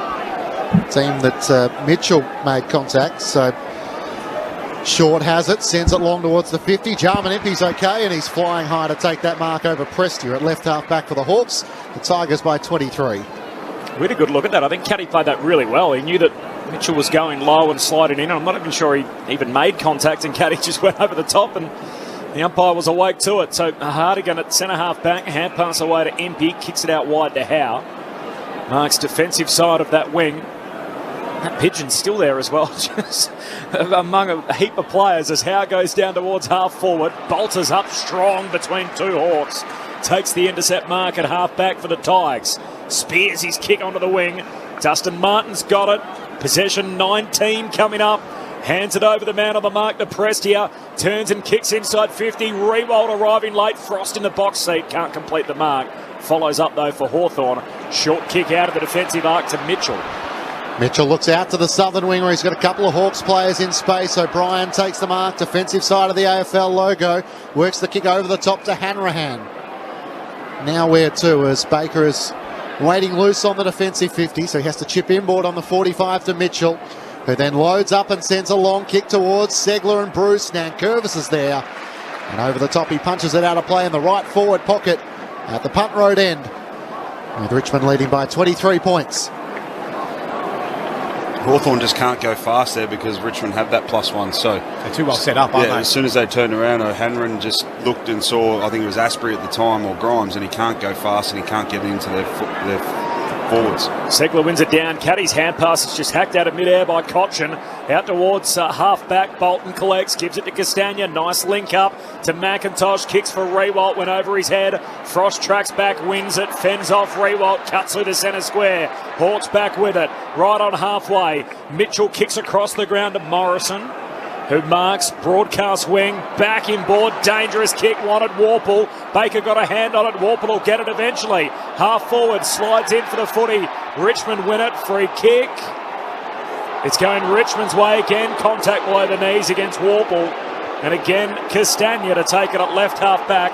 Richmond by 23, no score through the first 5 minutes of the third term. Wide out to the southern wing where Shea Bolton takes the mark. He can work a chip kick over the top to Dustin Martin. Sean Burgoyne on him to start this third term. Dusty turns onto his left, goes for a precise kick towards Castagna, couldn't get it. Frost spins out of traffic. Hand pass wide of Phillips, but he's got enough time to regather and feed the hand pass back to Morrison. Then to Day. Day under pressure to Phillips, and now out to Morrison. They find their way out of the defensive 50 with a kick to O'Brien, who's up on left half back for the Hawks. So O'Brien pokes the pass over to Morrison. Bit of cloud cover coming in around the Melbourne Cricket Ground, so just a little dark after bright sunshine in the first half. Morrison goes long to half forward, and Sagler gets in front of Nankervis to take the mark. And that launch pad 70 out at left half forward. Can put it inside the forward 50. Just lays it up. Bruce gets a run at it. McIntosh kills it over the boundary line. A double fister from the back, and it's out of play, forward pocket. Mitch Cleary's on the boundary. What's happening down there, Mitch? Trent Cotchin coming off for his first break of the third quarter. Keen to see how he finishes out the game after missing last week with gastro. Also had an SMS, Mitch, wondering whether you tipped the Hawks for this game. I did. Went a bit left field, clinchy after that win last year in round 2. Let's see if they can turn it around like they did last week. That's what you like. You've got to be bold and a bit different sometimes. Dreaming, Mitch. Bit of a Hail Mary, but we're with you. 39 points last week, BJ. This is nothing. Against Essendon. and I think in that win last year, Dustin Martin wasn't playing as well when the Hawks beat the Tigers. Short out of defence for the Tigers to Pickett. Drives a kick around the wing, Members side. Arts can't take it, and Will Day spoils it out of play. Mitch, I heard a rumour that you actually meant to tip Richmond, made a mistake, and you thought, forget it, I'm just going to own it. Is there any truth in that? I did say that when it went up on the website, and I've got to own it now, but... So you just lied to us. That's all right, we'll roll with the punches. Jeez, that's the type of stuff we expect from a press conference, not from our own Mitch Cleary. Nankervis wins down the tap for the Tigers. Mitchell can't take it for the Hawks. Dusty's in there. Umpire says a fend off, and it's going to go Hawthorn way. Tom Mitchell to take it at left half back. Richmond leading by 23 points as Mitchell can work it to Warple. Two able to play together in season 2021. As Warple veers out to the right and drives the kick towards Tim O'Brien. He's got a couple to beat. Nankervis dropped an easy mark. Asprey cleans it up. Hand pass to Prestia, straight to Mitchell. Chips it over the top, and Hanrahan takes the mark directly in front, 45 metres out from goal. It's your man, Beach.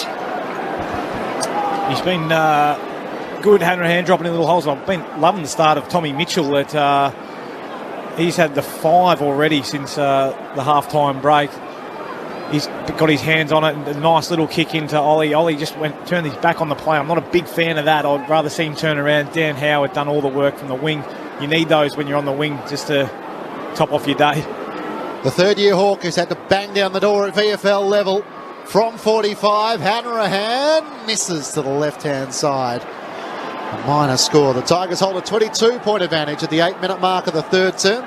Still haven't had a goal in this second half. Tigers come racing with it out of the defensive 50. It's Edwards who kicks it long down the wing. Lynch up, spoilt late by Sagler, then drilled into the ground in the tackle. Crowd wanted a free kick for in the back. They won't get it. Graham laying the tackle there, and a ball up on the members' wing. Dogs Eagles coming up. And still about, what's that, 45 minutes away from the ball being bounced. We will have updates throughout the afternoon. And then the full call of the Dockers and the Giants. Last game to complete round 2. There's a free kick here at the stoppage as Prestia was taken high in the tackle, so it's against Segler. It's a bit of a height difference there, self-explanatory. Free kick for Prestia. Short pass to Graham, not 15, said the umpire. Sweeping hand pass to Broad in front of the interchange. Hanrahan does well to put the pressure on. Broad wrong foots him, kicks down to half forward.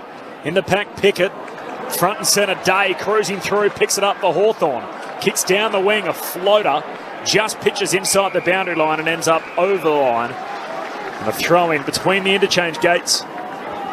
Tigers by 22 points, 10 played in the third quarter. Earlier in the AFLW, Adelaide beat Collingwood. And as a result, they book their place in a home prelim. They get week 1 off in the finals along with Brisbane. Collingwood will play the Kangaroos and Melbourne to play Freo. From the throw in, Nankervis taps it down to Bolton, gets the hand pass to Martin and then to Edwards into the middle of the MCG. Kicks a short pass to Castagna, who feeds it back to Dusty, edge of the centre square, out on the lead, Revolt. Had a couple of metres on Frost. And Tigers with perfect transition footy from the middle of the ground into attack. Well, kicking in clean air there. not sure you got too much of a chance for Frost on Jack Rewalt, and Dusty got the ball in his hand at the top of the 50 there, the whole 50 to work with. So a little bit more pressure. And there's a lack of accountability, I think, at the stoppage. From the stoppage. There's two Hawthorn players that run. The tap was trying to go long to the boundary, towards the boundary, and there's two of them queuing up for it. Revolt's got 2 already from just inside the 50. This one is pushed across the face to the right-hand side. And a minus score for the 3-time Coleman medalist. The Tigers leading by 23 points at the 11-minute mark of the third term. So Hawthorn have to have better balance around that stoppage. Generally, there's one guy that's the go-to, and the rest kind of work off him. But they've got to have better balance where they can't allow that ball out back through corridor. Hardwick to Warple, back to Hardwick, kicks out of the defensive arc to Phillips, the former Magpie, comes wide on the kick, wanted Bruce, too much hang time, and Bolter gets across and whacks it over the fence. And a big spoil and a throw-in right on halfway. Tigers by 23 points, 11 minutes into the third term. A little cloudy and overcast now, 19 degrees at the Melbourne Cricket Ground. The boundary throw-in, one down by Segler and goes back out of play. Warple waiting. He's alongside the interchange. Just gave a little shove to Marlon Pickett, got him high and gave away a careless free kick. So Pickett will take it. Richmond earned possession. Again in front of the benches. Marlon Pickett with a kick towards half forward. Nankervis in the pack, but couldn't really have an impact. Martin races after it. Mitchell got to the footy first. Gets the hand pass to Phillips and then to Hardwick. Back to Morrison, hard against the boundary. Kicks around the members' wing, but straight to Baker. And the Tigers with the chance to reload from the wing. Comes inboard to Edwards. Feeds the hand pass over the top to Cochin. Through the middle of the MCG. Sends it wide towards Revolt and Frost. Revolt almost pulled in the one-hander. Just didn't take it at the last moment. And then Frost over the top. Locks the footy in the right forward pocket for the Tigers. 40 metres out from goal at the city end. Big full forward, always hard done by. Yeah, it's a mark, Jack. It's rolled about 3 times. From the boundary throw-in, from the ball up, Segler wins the tap down to Warple. Clearing kick out to half-back, wanted more. Caught in a tangle with Short, the ball beats them both over the boundary line. So a throw-in between wing and half-forward for Richmond. Neither medical sub used. Jack Scrimshaw for Hawthorn, Jack Ross for Richmond. Of course, Richmond subbed out Vloston last week. Hawthorn controversially didn't use theirs. Connor Downey made his debut and then he's out of the team the following week. Having yet to step onto the playing arena. From the ball up, Brockman tried to soccer it forward. Ricochets off a number of legs and out of play. 20 metres further afield for the Hawks. Boundary throw-in right on halfway, southern side. Mitch Cleary on the boundary. Much activity down there, Mitch? Not a great deal. Both of those subs still waiting in the wings. Just a keen onlooker down here. Actually, BJ's former agent, Dan Richardson, now the AFL umpire's boss, had a big day yesterday confirming that they made the wrong call on Friday night. He's watching from the officials' booth down here. Is he giving any feedback to the umps down there?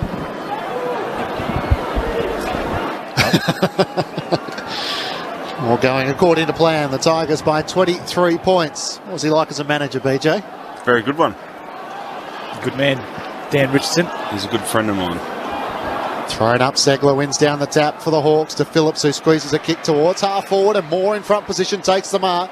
Still 2 kicks out from goal. O'Brien out on the lead. That's better from the Hawks.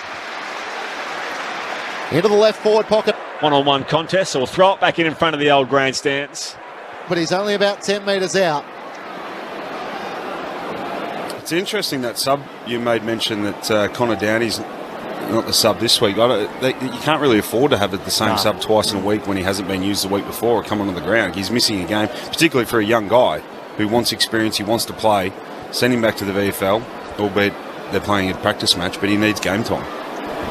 Tyler Brockman, the first-year Hawk from Western Australia, kicked 2 goals on debut last week. Tight angle in the right forward pocket, no problems for Tyler. And the Hawks cut the margin back to 17 points Richmond's way. 8-8-56 to the Hawks, 6-3-39. 15 minutes gone, third term. You with Brett Delidio and Brendan Goddard on Grandstand AFL. It was one of the few times that we've seen Tim O'Brien get some real separation from Noah Bolter. He's done a pretty good job on him thus far throughout the game, but it was a beautiful kick coming in from Dylan Moore, and really unselfish again from Tim O'Brien, right within his rights to have that shot. It brought the young fella in, and he made sure that it went through. Usually you see guys go from that angle, just wheel around, because you've got so much room to move, haven't you? But the old school traditionalist would be very happy he's just gone back and dropped it through on a drop punt. So we still haven't had Leeds back-to-back goals in the game since Lynch kicked Richmond's third. They kicked the first 3 of the match. Alternating goals thereafter. 15 minutes into the third quarter now. And the Tigers by 17 points on the back of the Brockman goal. In the middle of the ground, Richmond win it. At the centre break, Presti has hand pass to Cochin, kicks to half forward. Giath backing back, got a hand on the footy, slips out the back to Bolton, picks it up about 45 metres out, kicks to the top of the goal square. Will Day leaps up, took on Jake Hartz in the air and beat him hands down. Nice mark from the youngster, the second-year Hawk, Will Day. Wanted to slow it down and then caught to play on, so had to go. Kicks out to half-back. O'Meara gathers on the hop, hand pass back to Morrison. A kick with plenty of hang time, heads down the wing. O'Brien muscled out of position. Spills to Edwards of the Tigers. He looks back inboard and finds Cochin. Takes the mark, defensive side of the wing. 17-point lead for Richmond. Hawks hanging with them. Across the ground to Grimes, and Grimes the short kicking game alongside the centre circles. Finds Edwards again. Still at 17. Short pass to Cochin. Competes for it with Moore, forces the neutral ball, middle of the ground. Cochin jumps on top of it. He's been pinged holding the ball. 3 Hawks tackle him, and Dylan Moore will get up and get the free kick inside the middle of the G as they all run forward. Tigers by 17. Moore with the hand pass to Impey, squeezes a kick out wide to the southern wing where Burgoyne has it at right half forward. Now the crucial kick inside the 50, too wide for Kazitsky. Out on the full. Burgoyne looks up where you want to kick it, kind of pointed the square, probably 25 out, and there's literally 3v1 Richmond players. There's 3 Richmond players on O'Brien there. He's got no chance. Broad goes back by foot to Grimes on the defensive goal square. And then out to Asprey. He moves it further wide out to right half back, and Caddy has it. Caddy's going to chip it back to the defensive 50 to Asprey. So the Hawks not really pressing at the moment, allows the Tigers to just chip it amongst themselves on the back 50 as Caddy receives it back. And now long around the members' wing, although into the corridor really. McAvoy in from the side, couldn't take the mark. Bolton did well for the Tigers, got it to Dusty, stripped of it by Burgoyne. No whistle. McAvoy with a hand pass to Burgoyne and back to GF, who has to find a way past Martin, which is no easy feat. Good sideways movement with a hand pass to Day. He ran into Caddy, no way forward. Holding the footy. And the Tigers will take an attacking side of the members' wing. As Warple's trying to provide some assistance, but Josh Caddy stuck the tackle and there was nowhere to go. Somehow it's Hawthorn's free kick. I think it was Rioli's come in and pushed his head in the turf. So it's been reversed. Day takes it. That was the reaction from the Richmond fans as he gets up, kicks it in the middle of the ground for Phillips. Hand pass to Giath, some indecision. Kicks wide to Mitchell, fresh on the interchange. Castagno's now standing the mark. Mitchell goes backwards to Hardwick. Hardwick all the way back to Hardigan. Mitch Cleary on the boundary. Will Davis coming off in some pain. Looks like a lower leg injury. I'll keep you posted. Hardigan short to Phillips alongside the centre circles. Phillips looks inside the forward line over the head of the leading Kazitsky, and Broad takes the mark defensively at half-back. So some concern for Will Day as he disappears down the stairs. Tigers by 17 points, 19 minutes into the third. Only 1 goal for the quarter. It went to Tyler Brockman of the Hawks. Broad to Asprey, goes short. And Jaden Short does have it on the defensive 50. Swings the kick out to left half back where Edwards has it. Around the southern wing to Baker. Jarman Impey waiting free at half back for the Hawks, so has to lower his kick and go short to Castagna. Still has it on the AFL logo on the southern side.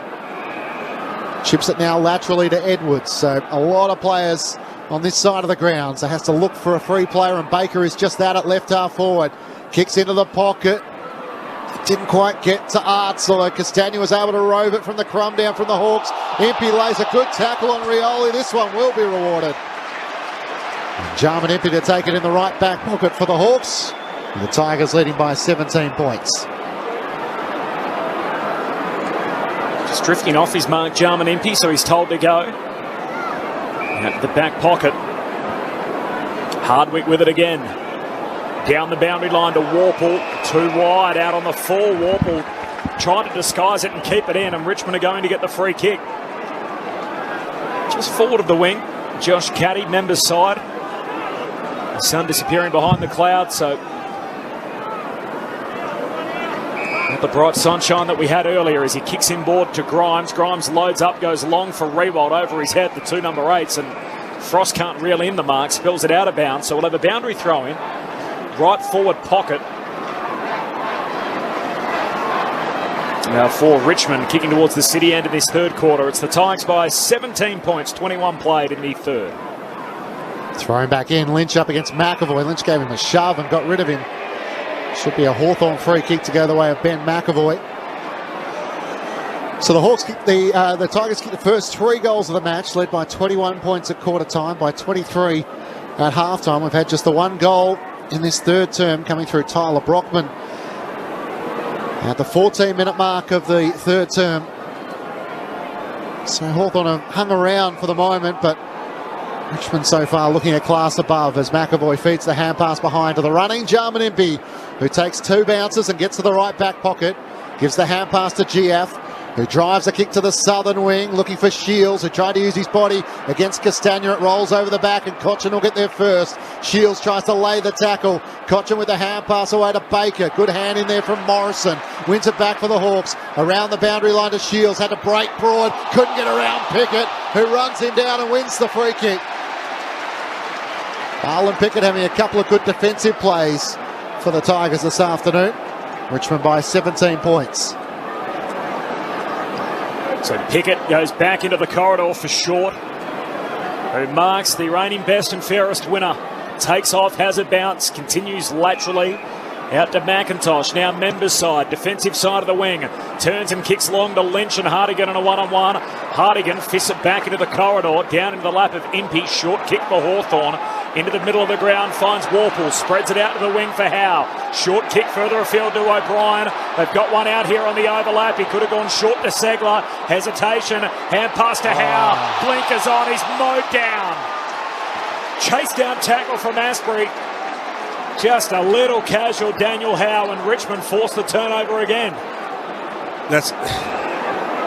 It was perfect play how to avoid or get through that forward press of Richmond, and it was Hanrahan that was inside that he should have given the handball to, and then they've got that overlap out the back because he has to go back off the mark.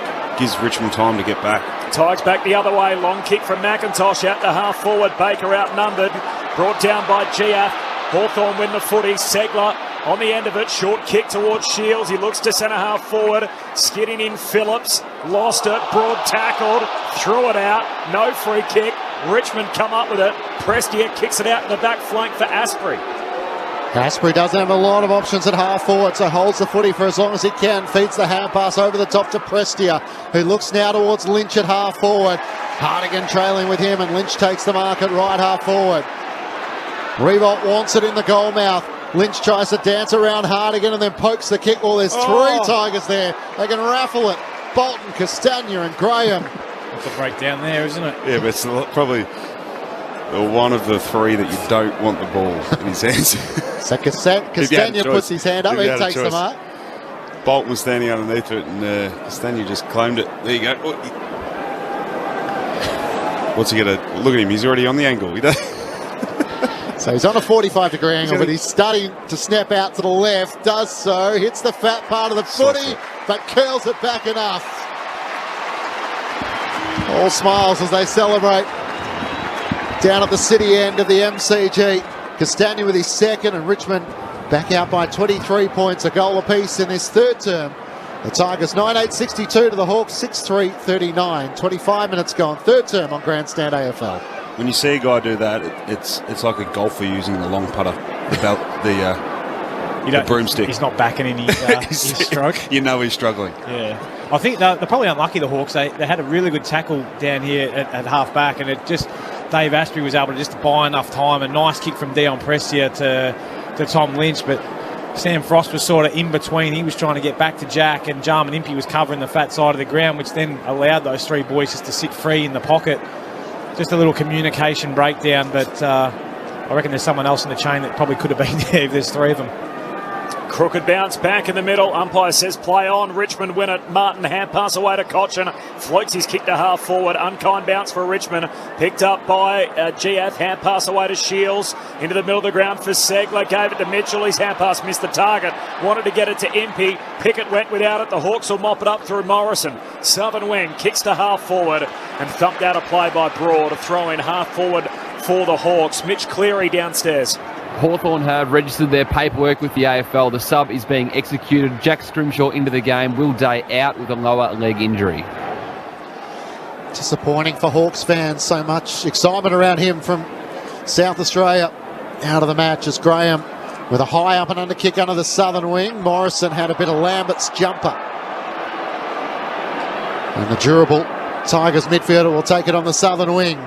Drives a long kick towards Lynch, one-on-one with Hardigan at the back. Impey gathers, hand pass to Frost and to Burgoyne, who retreats further back to GF, who can switch play to Howe. Has it in the left back pocket. Not a lot of options on the members' side. McAvoy and Nankervis long on the members' wing. Howe decides to switch play. It's a risky kick towards Martin. It's a 2-on-1 for the Hawks as Hardigan and Frost try to combine. Frost couldn't take it, and now Martin's over the top. He's shoveled out of it. Rioli tries to come in and provide support for the Tigers, but the Hawks' numbers win out. GF around the boundary line finds Morrison at right half back for the Hawks. So Harry Morrison and Ken Judge's old number 1. Defensive side of the wing, told to go. Lays a hand pass away to Mitchell. A little cruisy run down by Grimes. Dispossessed. Richmond win the footy. Pickett runs onto it. Kicks inside the forward 50. Straight to Frost. That'll do us through 3 quarters. Just a goal each in the term. The same margin as it was at half-time. Richmond by 23. Touched on a couple of times in the game. Richmond kicked the first 3 and we've literally gone goal for goal ever since. They've never been within 15 points Hawthorn since they kicked their first goal, and the margin's never been beyond 24. It's just gone goal for goal and bounced between those 2 points from about halfway through the first quarter onwards. Richmond by 23, 9 goals to 6 for the Tigers, 2 each for Rewalt, Castagna and Lynch. Singles for Dustin Martin, Jake Arts and Noah Bolter. While for Hawthorn, Luke Bruce has 2, 1 for Morrison, 1 for O'Brien, Kazitsky and Tyler Brockman. The teenager kicked the Hawks' only goal in that third term. 23 points, Clinchy. Earlier today, the Adelaide Crows defeated Collingwood in the AFLW, meaning that the Crows will finish on top of the AFLW ladder. They'll get the week off alongside the Brisbane Lions. So the first week of the final, we'll see Collingwood taking on North Melbourne and Melbourne taking on Fremantle. The match coming up from Docklands in around 15 minutes' time. The Western Bulldogs taking on the West Coast Eagles. Andrew Mays will keep us across that game this afternoon. We'll provide a preview shortly. And the final match of the round in the men's competition coming from the West sees the Fremantle Dockers taking on the Giants. Hope you're enjoying the call on Grandstand AFL on ABC Radio. To watch the latest stories from ABC News and clips from our current affairs shows online, it's time to go direct to the source. Australia's most reliable news can be found on ABC Radio, the ABC News app and the ABC News website. Download the free app now and stay across local breaking stories, updates and analysis from Australia's most trusted news. What matters to you matters to us, and it's all on the ABC News app and news.abc.net.au. The 2021 AFL Premiership season on ABC Radio and on ABC Sport Digital. Phillips, who squeezes a kick towards half forward and Moore in front position takes the mark. Still 2 kicks out from goal. O'Brien out on the lead. That's better from the Hawks. Into the left forward pocket, able to take the mark on his chest. He can chip it over the top to Brockman. It's going to tighten the angle, but he's only about 10 metres out. The first-year Hawk from Western Australia kicked 2 goals on debut last week. Tight angle in the right forward pocket. No problems for Tyler. Lynch takes the mark at right half forward. Rewalt wants it in the goal mouth. Lynch tries to dance around Hardigan and then pokes the kick. Well, there's 3 Tigers there. They can raffle it. Bolton, Castagna and Graham. Castagna puts his hand up, he takes the mark. So he's on a 45-degree angle, but he's starting to snap out to the left. Does so, hits the fat part of the footy, but curls it back enough. The 2021 AFL Premiership season on ABC Radio and on ABC Sport Digital. three-quarter time at the MCG. It's the Tigers leading by 23 points on Sunday afternoon footy. 9-8-62 to the Hawks, 6-3-39. In around 13 minutes' time, the Western Bulldogs taking on the West Coast Eagles from Docklands. Andrew Mays is going to keep us across that match this afternoon. Maysy, welcome. Thanks very much, Clinchy. The teams are in as of about half an hour ago, and there is no late changes for either team, with the Dogs taking on the Eagles, both round one winners. Jason Johannesson is in for the Western Bulldogs. Riley West has been managed after one game. Try and figure that one out. Brendan Archie comes in for the West Coast Eagles. Jack Petruccelli has been omitted after last week's narrow victory against the Gold Coast Suns. Jason Johannesson will be the medical substitute for the Western Bulldogs. Meanwhile, Brendan Archie will be the medical substitute for the West Coast Eagles. So about 12 minutes away from what should be a very interesting clash this afternoon under the roof here at the Docklands. Thanks very much, Maisie. Andrew Mays to keep us across the Bulldogs and the Eagles. Three-quarter time at the MCG. Will Day is out for the Hawks. Jack Scrimshaw, the medical sub, to come in. The thoughts of Brendan Goddard and Brett Delidio with you on Grandstand AFL. It was kind of a bland quarter, to be honest. We're just talking about... It looked like it was a conscious decision by Richmond just to slow the game down a little bit, and by doing that, it was more of a kick mark, still trying to take the ball forward.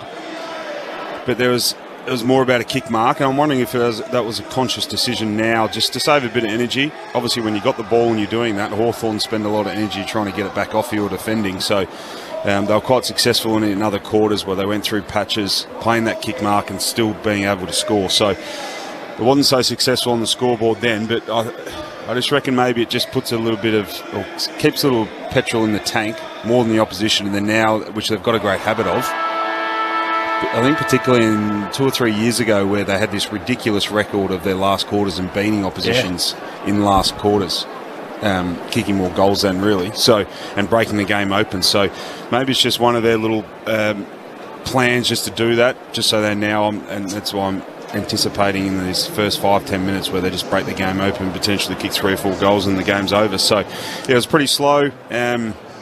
Both teams weren't really, it was a bit of an arm wrestle. Both teams weren't giving away much, weren't taking huge risks. Hawthorn actually, to their credit, they weren't trying to shove the ball back through the corridor and compound the issues that they had with turnovers, with turning the ball over themselves by stupid errors. So that probably saved them a couple of goals that quarter. So yeah, it was a pretty bland kind of quarter.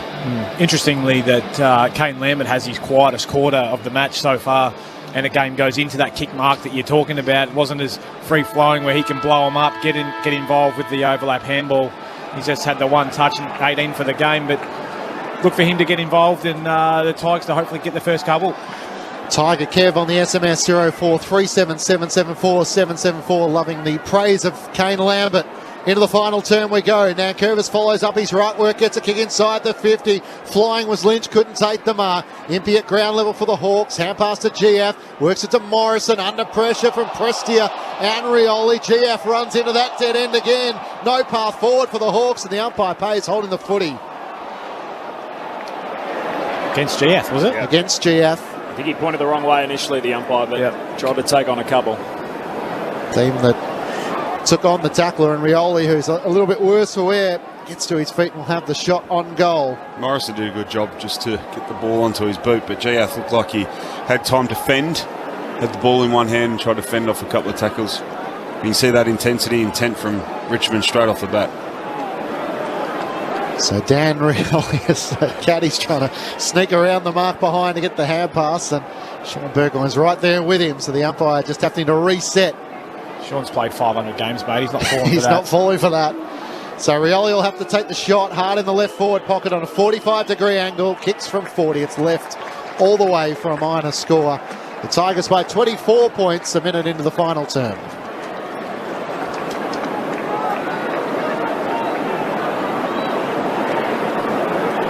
Kick-out duties here for Tom Phillips. Bring it back into the field. Scrimshaw. My apologies. Takes the kick out the sub, fresh on the ground. Goes long, straight down the middle. Falls down from Segler into the lap of Brockman. Half pass away towards McAvoy. Gives it off by hand to Bruce. Slips out to Nankervis. Tigers back the other way. Here's Bolter. Gives it to Dustin Martin. Away to Bolter by hand. Over to Prestia. Wrong foot's one. Half pass through to Lambert. He fumbles. Centre half back for Hawthorn. They win it. Segler Away towards Frost and then Howe. Now Impey looks a hand pass over the top. Trying to find more. Unkind bounce for the Hawk. Richmond still out after it here. Not picked up in the end. Socked forward by Castagna. And the mark taken by Frost inside defensive 50 for Hawthorn. He wanted to give the hand pass to Impey, who had his back to him, then he did, and Dusty laid the tackle. Somehow got a kick to Burgoyne, which was no easy feat. And a chance for the Hawks on half-back. Frost kicks towards the members' side. McAvoy the target. Over the top of Caddy. Gets the hand pass away to Morrison. Now he finds Kazitsky at right half forward. He's only really got Hanrahan and Bruce inside the 50. Kazitsky veers out to the right, gets to 50. He might go himself. No, goes towards Bruce in a 2-on-1. McIntosh able to comfortably come across the side and punch it through for a minor score. So 23 points the Tigers lead, 3 minutes into the final term. Mitch Cleary on the boundary. Will Day sitting back row of the bench with ice on his right ankle. Also some news getting around of Denver Granger Barras, their top pick in last year's draft, injuring a knee in a VFL practice match today. We'll ask Alistair Clarkson post-match. Oh no, it's not good news. There's a free kick here as Stan Rioli is hanging on to Jenga with Giath trying to mark the kick out. So it's a high half forward, free kick for Hawthorn. Giath kicks into the middle of the ground for Segler, lays it off by hand to Scrimshaw. A left footer puts it to the top of the goal square, in from the side. Grimes takes the intercept mark. He pokes the pass back out to half-back for Edwards. The Tigers a chance to rebound. Down the southern side, he heads to Castagna. Marks defensive side of the wing. Pokes the pass up into the front half for Lambert. Turns and looks further afield. Rewalt and Frost. Giath in from the side. Just whacks it out of play and a boundary throw in. 45 out from the Richmond goal. The Tigers coming home to the punt road end. 23 points. Richmond's lead 4 minutes into the last. That's good help by Giath. He's come from a fair way away to get that spoil in. Thrown back into play. Segler, the only ruckman there. Got the hand pass to Burgoyne, but his hand pass was wide of Howe. Revolt offers chase. Howe gathers inside the boundary line, trying to keep the ball in the field of play, but stepped across in the eyes of the boundary umpire. A throw in on the southern side of the MCG. The Tigers at 23 points, so the Hawks close enough if they're good enough, but it's felt like the Tigers have had them at arm's length through most of the afternoon, through the first 3 goals of the match. Nankervis wins down the tap. Segler onto it though for the Hawks. Hand pass out. Dusty onto it. 45 metres out from goal. Screws it back to the corridor. Giath. Great contested mark. 4 players in the pack, and Giath was able to hold his balance and come down with an impressive mark. We've had some close games and lead changes this weekend, but all 6 winners have this in common this weekend. They've led at every change. Quarter time, half time, 3/4 time. As Giath to Howe, kicks down the outer wing, picked up by Bruce. On the bounce, heads to half forward. What at McAvoy? No mark. Spells front and centre to Short. Free kick for Richmond. Advantage applied as Short kicks into the middle of the ground. Over the head of Graham, his intended target. Mops it up by hand. Away to Presti. A Short kick to centre half forward. And Lambert takes the mark. He rolls and kicks inside the forward 50. Out to meet it. Dustin Martin marking on his chest. And again, he'll straighten up across the half-forward line. Rewalt unmarked back in the corridor. He'll kick from 30 out right in front. There's just so much space for that midfield. The Richmond forwards make such a quick decision to reset their forward line and get back inside 50, which then allows just Richmond to have so much space. One for their mids, backs, but then their half-forwards. You saw Lambert get involved again at the top of 70 out to have an influence, but they got so much space through the midfield based on the decisions that the forwards are making. 4 in week 1 for Jack Rewalt. He has 3 today. Nice start to the new year for the 32-year-old. And Richmond string back-to-back goals together for the first time since the opening 15 minutes. It's the Tigers by 29 points now, 10-9-69. Hawthorn 6-4-40. 29-point buffer for the reigning premiers, 6 minutes into the final term. You're right, Beach. It is the work rate. It's probably the reaction time more so than that. They're leaving once they've realised that their team has won the footy, and they're already on the move into the space, whereas you get the feeling that the Hawthorn midfield is potentially still watching and hoping that their teammate can win it when it's already been turned over, and therefore we see Graham be able to fumble and then still give it off to Prestia, get it onto Lambert, who can then wheel and get it into Dustin Martin playing on Shawnee Burgoyne out of the square. Brett Delidio and Brendan Goddard, your experts on Grandstand AFL this afternoon. McAvoy and Nankervis both do battle in the middle. Knocked forward by O'Meara, gets it to half forward. Hanrahan onto it. Good hand pass to Phillips inside the 50. Squeeze the kick towards the goal mouth. Kaczynski was caught behind and Broad did enough to provide support for Edwards. Kicks out to Bolton, who can't take the one-handed mark on right half back. Cuts inboard though around Hardwick. Hand pass into the path of Martin, who runs away from O'Meara with a bounce. Now a second at right half forward. Dusty's eyes darting into the corridor. Instead goes to the pocket to Revolt up with one arm. Couldn't take the mark. GF gets back to provide support for Burgoyne. He kept it in play, which was interesting. Now creates a challenge for Hardigan, who's over the footy. Castagna slides in from the Tigers. And still a chance for, well, an up and under kick from Lambert, which won't go more than a metre or two. Caddy's in the pack, can't take it. Sliding in, Lambert knocks it out. But Warple with a chance to clear for the Hawks. His hand pass over the top to Phillips. Phillips goes for a run. Arts giving chase. Phillips to the middle of the G. Kicks to half forward. 4 Tigers back and Asprey marks. Just crashes into Hanrahan, who's standing in front of him. He was the Hawk, horribly outnumbered at centre half forward. Across the half back line to McIntosh, and he kicks further wide to Edwards. Defensive side of the southern wing. Edwards down to half forward for Castagna. Contact late from Hardigan.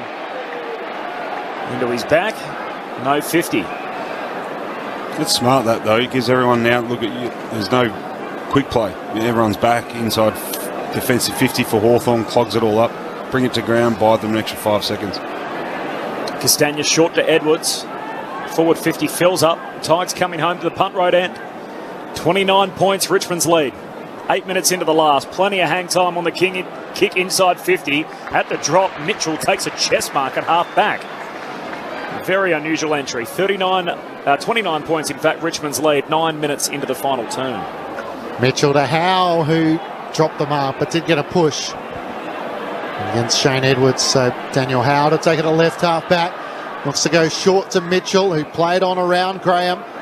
Gets the hand pass to Scrimshaw, who feeds it inboard to O'Meara. Kicks into the middle of the ground where Jarman Impey has a bit of space. Now can he get it to the members' side, where there's a couple of free Hawks, one of which is Hardwick, who marks on the back edge of the centre square. Now by foot to Morrison, who played on. He's corralled in the end by Arts, and the kick towards Phillips is to a 1-on-2. Couldn't take the mark. Pickett comes over the top, knocks it out. Prestia gathers for the Tigers. Good tackle in the end laid by Hanrahan, but he got the hand pass to Pickett, who sends it back to the members wing to Lynch, who has the mismatch against Hardwick and takes the mark. So Lynch is going to go. He's got Dusty one out in the cage. Changa with Giath there with him, trying to take a hanger on his head. Slips out the back. Dusty collects into the open goal. Lays it off by hand. Rewalt chucks it up into the third deck. A fourth for Rewalt. The Tigers out to a new game high. 35 points their lead. 11-9-75. Hawthorn 6-4-40. 10 minutes into the final turn. Brendan Goddard and Brett Delidio. Well, you love what GF provides for such a young player too. He's going to be a really good player, I feel. But just little things like that, whether you call a little bit of panic or whatever, all he had to do was stand his ground. Just sit on Dusty's shoulder, bring the ball to ground and get it out of play, and the play's over and done with. And that forward push by Richmond's finished. They don't get a second opportunity, but just a little bit of panic. Didn't have to do that. It started at half back here though, when they missed tackle on Dion Pressley. They weren't able to lock him up. He could spin around, get their hands free. And we're talking about being reactive from the midfielders, being able to sniff when it's going forward. No one gets to the goal square quicker than Big Jackie Boy when there's a goal on hand. I've seen him move quicker than Robin Nahas. Kick more from the goal square than Josh Jenkins, you reckon? No, certainly not. That's a very unfair comment. Nankervis trying to win it for the Tigers in the middle of the MCG. Shields still working hard for Hawthorn. Gets the hand pass to McAvoy. Baker, quick hand pass to Graham. A chance for Richmond to go and attack once more. Graham's long kick towards Martin, who got rid of his opponent Burgoyne. It bounces end over end. Through for a minor score to the right. Richmond's lead is 36 points at the 11-minute mark of the final term. We talked about Tex in the Grandstand AFL Sunday lids. Sort of 11 goals in 2 games for Tex. Jack Rewalt now 4-4, so 8 goals for him to start the new year. 2 key forwards who have been much maligned in recent times. Hawthorn out of the defensive 50. Mitchell hand pass to Hardwick. He kicks to Shields. Hands it away to Giath, kicks it straight into Graham, coming in the other direction. Then tackles Graham without the footy. Spills out to Lambert, kicks to centre half forward. Lynch marks. 40 out, right in front.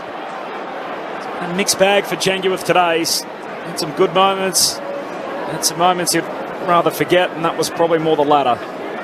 Just education, just knowing, what kicks to try and hit, decisions he makes. That one that's such a dangerous kick, even if he was able to hit it, because it's a little pop kick in the corridor where generally there's a lot of numbers, so even if it gets over that guy standing in front of him, in comes Tom Lynch on his set shot. He misses out to the left. It's more than likely to be intercepted, but 80% of it's terrific. He's got all the attributes, courageous, reads the ball well, and quick. Richmond by 37. So Burgoyne brings the Hawks back into play. To the back pocket to Hardwick, who drives a long kick towards the Great Southern Stand side. Brockman takes the mark. He's away and takes a bounce. Now a second on the Great Southern Stand side. Good acceleration, although the chip kick doesn't work. Kaczynski couldn't take it. Broad spoils it down. Prestia onto it for the Tigers. Hand pass back to Broad and then out to Bolter at right half back. Chips the kick to Graham, who marks on the southern wing. He can work it around the boundary line towards Arts. He couldn't take it cleanly. Hardwick could. Bolton came in, pinched it for the Tigers. Hand pass to Edwards. Through the middle of the ground, the hand pass to Shea Bolton. He gets to 55. Dusty with 2 to beat. Segler sets himself in front and provides the support for Burgoyne to take the mark. Chips the kick to Morrison in the right back pocket. Had some options short there. Bolton decided to go long to Dusty in the 2-on-1 against the Ruckman. Morrison in short back into the corridor for Hardigan. So hanging with them, the Hawks, the whole way through. That margin just pinging between about 15 and 24 points as Hardigan kicks to centre half back for Frost. And now Richmond running away with it with the last 3 in the game. They're out by 37. Hawks a chance on the counter-attack here as Warple in the middle of the ground kicks to centre half forward. Pulling it down, Bruce to fumble at the worst moment. Invites Broad back in and can peel off half back for the Tigers. Gives it to Edwards. His hand pass to no one in particular. Phillips out after it. Locked up in the tackle, and we'll have the ball up here. Front edge of the centre square for the Hawks. Richmond by 37 points, 11-11. Hawthorn 6-4. Will Day tapped out of the game with an ankle injury. The subs on Scrimshaw. Meanwhile, Richmond haven't made theirs. Jack Ross in the tracksuit top. Broad for Richmond, gets the hand pass away to Prestia, who accelerates through the middle of the MCG. Kicks towards Lynch, almost juggled the one-handed mark. Couldn't do so. Taps it forward and does recover. Great athleticism. He somehow squeezed the kick towards Martin. Burgoyne's up for it. Taps it towards the boundary line and rolls out in the right forward pocket of the punt road end. Tom Lynch just unable to take the mark, but kept the ball right in front of him and almost was able to pull off something miraculous. Forces a stoppage in the right forward pocket for the Tigers. They lead by 37 points, the biggest lead of the match throughout the afternoon. Segler drops it down for the Hawks to Mitchell, gets the hand pass to Shields. High up and under kick on the Great Southern Stand wing. Kaczynski's up against 2 and Asprey and Grimes combined as they have so often. Asprey takes the mark into the middle of the ground for McIntosh. McIntosh, very short kick, just forward of halfway to Prestia. Umpire says it's all legal. Tigers by 37 points. It's a game high. And Prestia just goes along to the contest right in the forward pocket. Hands to it from Lynch. Slips out the back to Dusty. Shakes the Burgoyne tackle. Dusty back after the footy. Knocked away towards Pickett and Burgoyne. Pack forms underneath the pair of them. Richmond appealing for holding the ball. And Burgoyne's going to be pinged. Well, both Burgoyne and Pickett dropped to the floor. Burgoyne went to grab the footy. Pickett held it in to him, and he's going to get the free kick. Right forward pocket, punt right end. He's probably a little bit stiff. We're looking for the replay. He's in that far pocket, but as we know, the moment you can hear the build up too. The umpire just stands there and almost like spreads his legs. He bends over and you Loves see the theatre. the theatre of it. It's the build up. Marlon Pickett with the drop punt up against the boundary line. We don't say that a heap. And Caddy jumping to try and take the mark in the opposite pocket. It's out on the full. Doesn't complete the mark in time. There's a free kick for Hawthorn. It's going to go Segler's way. And plays on by hand. Puts his teammate Mitchell under the pump. Likewise to Hardwick. Now to Burgoyne. Back to Mitchell by hand and over to Scrimshaw. Scrimshaw kicks out of defence from the southern side of the ground where Kaczynski takes the mark, feeds the hand pass to Phillips, who ran into a dead end as Baker corralled him. Back to Scrimshaw, kicks to half forward where Moore takes the mark. Turns on his right-hand side, has Morrison at 50. He can play on, steady, fire on goal, and miss to the right-hand side. Hawks have had a few chances, but haven't quite been able to capitalise. It's the Tigers leading by 35 points. Let's check in with Andrew Mays, the Dogs taking on the Eagles. Early lead here for the Dogs, Clinchy. 1-1-7 after an early goal for Caleb Daniel. West Coast yet to score. 5 minutes played opening term. Long kick here out of the defensive arc from Broad, finds Bolton, looks into the middle for Arts, takes the mark, front edge, centre square, chips the kick, wanting Rewalt, fist comes from Frost, he spoils, down towards Scrimshaw, hand pass back to Frost, they're going the Hawks back in the other way, O'Meara, hand pass out to Phillips, long kick to half forward, Brockman leaping up, hugs it to his chest, marks at left half forward, Mitch Cleary on the boundary. Justin Martin just came off for a rare rest in this last quarter, hit the floor all fours, but he's back up and he's taking a breather.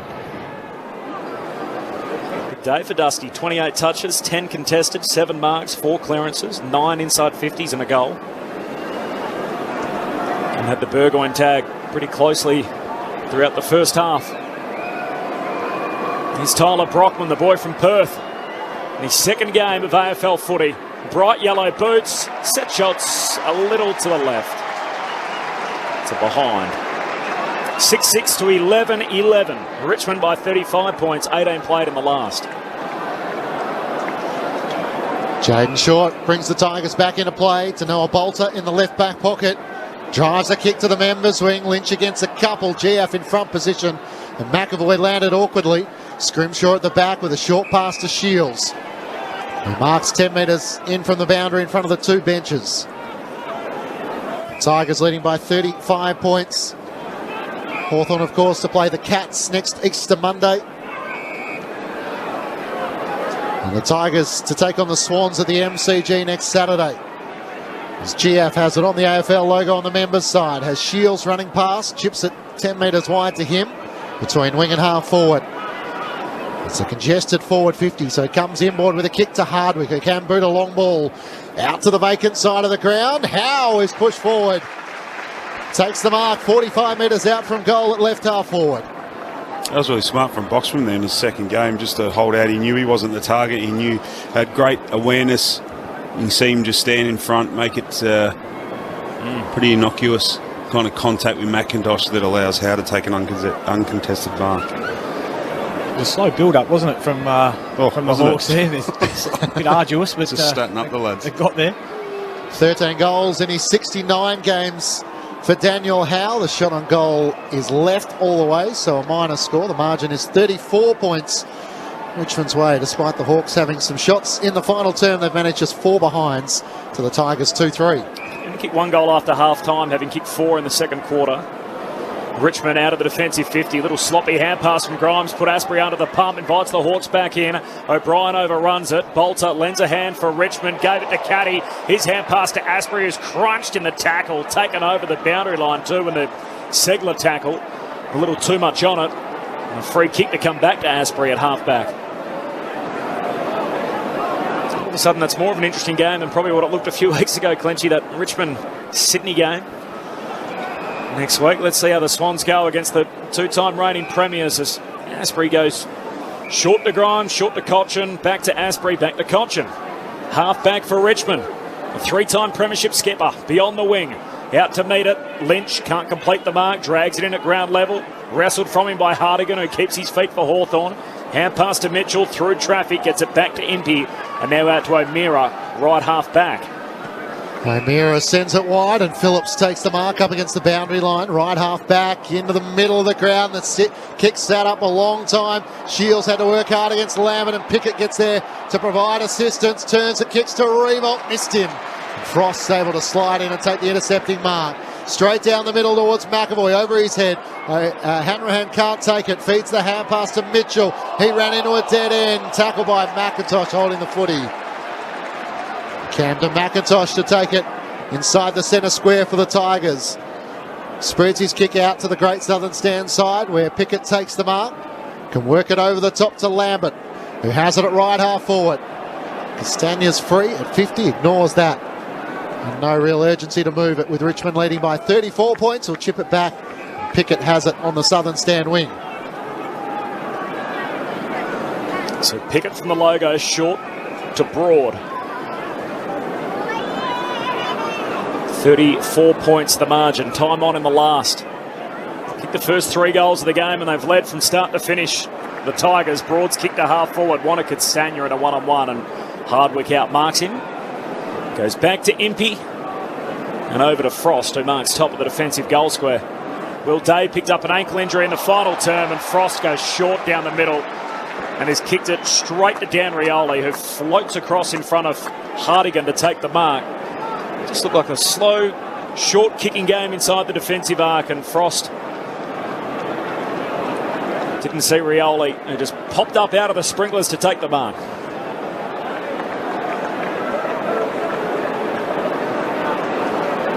Hasn't been his biggest day, Dan, but he's had his opportunities. He's kicked 3 points. He probably could have had a game that he usually would have.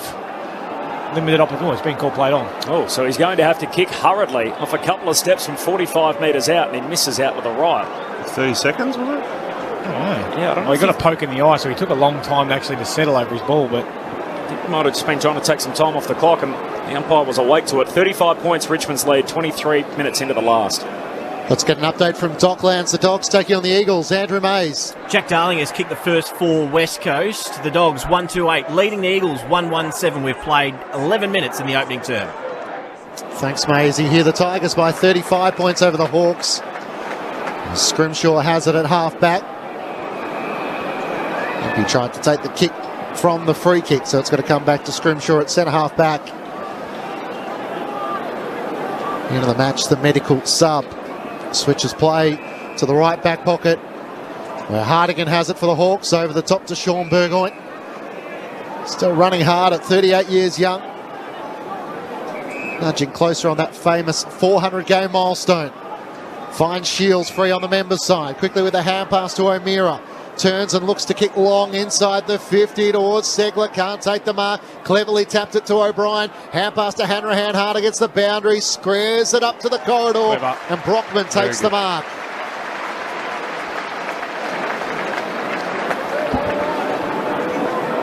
VFL days. Ollie Hanrahan might have had a shot on goal, but did the right thing there by centering the ball. And Brockman now to try and finish the work.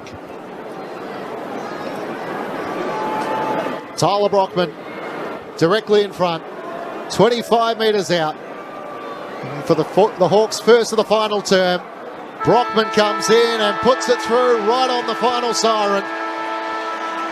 So the Tigers start season 2021 with 2 opening round wins. They prevail by 29 points over the Hawks at the MCG. Away from Tigerland. A fighting fury, we're from Tigerland. In any weather you will see us with a grin, risking head and shin. If we're behind then never mind, we'll fight and win, for we're from Tigerland. We never weaken till the final siren's gone. Like the tiger of old, we're strong and we're bold, for we're from Tiger. Yellow and black, we're from Tigerland. In front of 41,051 fans, the Tigers led all day by 21 points at quarter time, by 23 at half time, 23 at three-quarter time, and run out 29-point winners, 11-12-78 to the Hawks, 7-7-49. Jack Revolt booted 4 for the winners, 2 to Tom Lynch, individuals to Martin, 2 to Castagna as well, individuals to Martin, Arts and Bolter.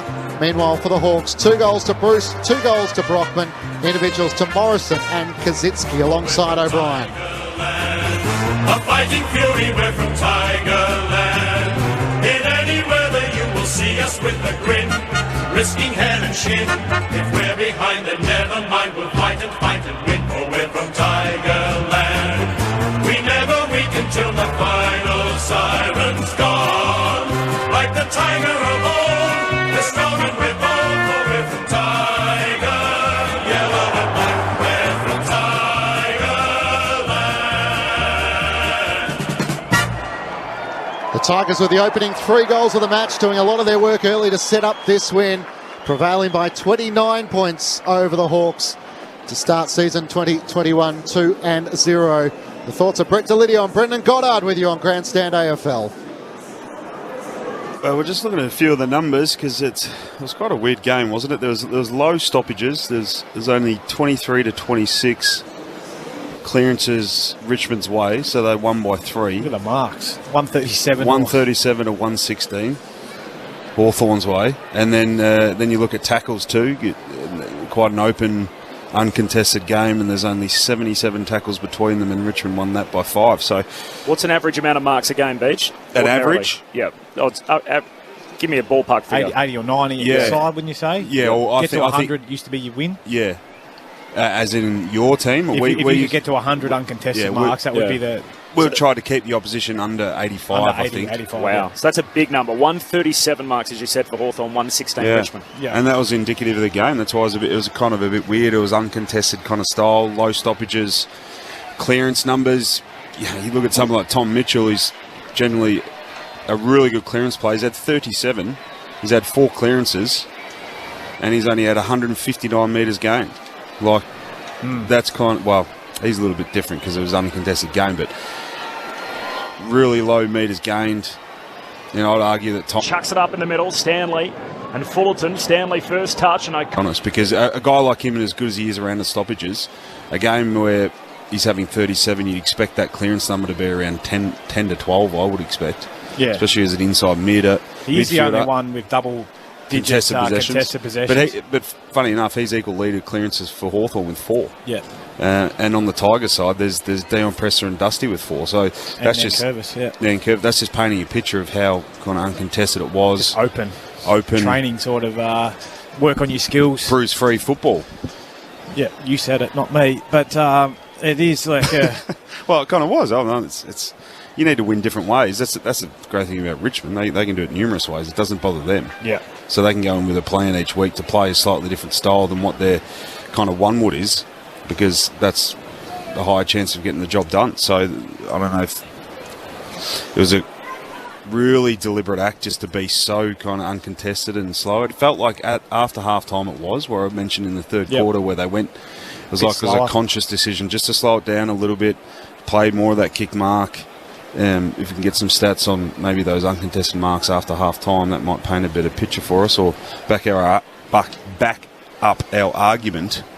But it was just kind of and then in that last quarter, there's only 3 goals kicked, and two of them were late in the quarter. So it was a bit of a kind of hard one to judge and get a real gauge of where Hawthorn were. We know Richmond, as we all expect, to come here to win, but I think it kind of, the end result kind of flattered Hawthorn because they were never really a chance, and it just felt like Richmond only really did what they had to be honest. Yeah, well, it wasn't a game that you'd probably go back and say, geez, I can't wait to watch that one back again, Clinchy. But no, so there was 13 goals in the first half, and then there was just 5 in the second. So that it just became slow, and no one really wanted to take real risks with the ball. Hawthorn probably were doing that too much in the first half, and the turnovers they were having, and a lot of them self-inflicted through their poor decision-making and poor skills. So that was a good thing in the second half. But then, did you say, well, that dries up the goal and the scoring opportunities for Richmond because they are so good off turnover and scoring from turnover?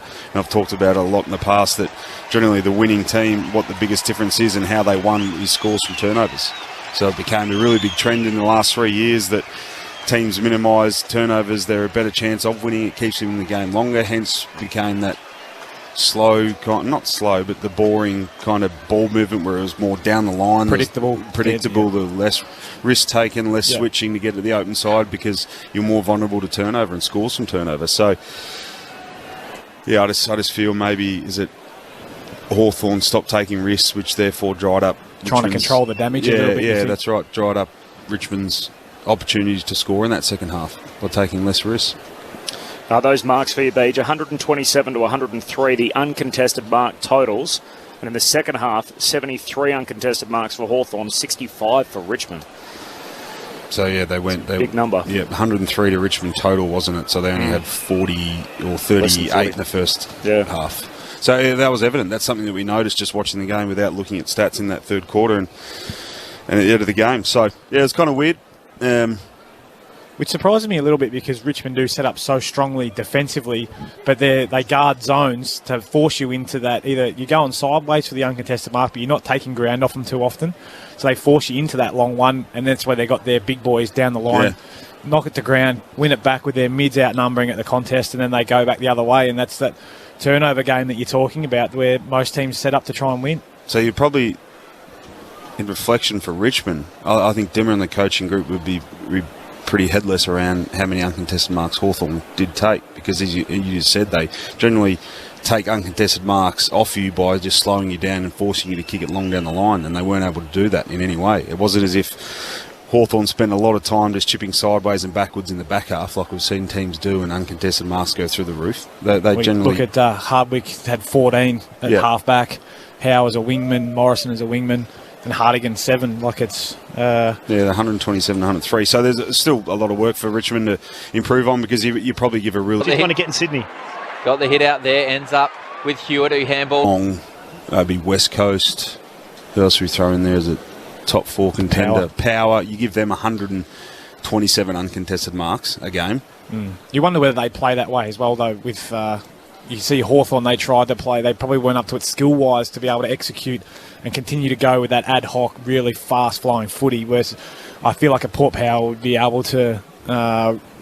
execute a little bit better. Play like that? Yeah, I don't think they would go as kick mark and as measured. They tend to like to win it back on turnover. But and then do you feel though if teams see this and say, well, Richmond are kind of vulnerable to controlling the footy, and controlling taking the it footy, off uncontested marks? If we're actually good with our skills, and if you're a team that does have good foot skills, that it's able to be done. Tom in Benella's been in touch on the SMS 0437 774 774.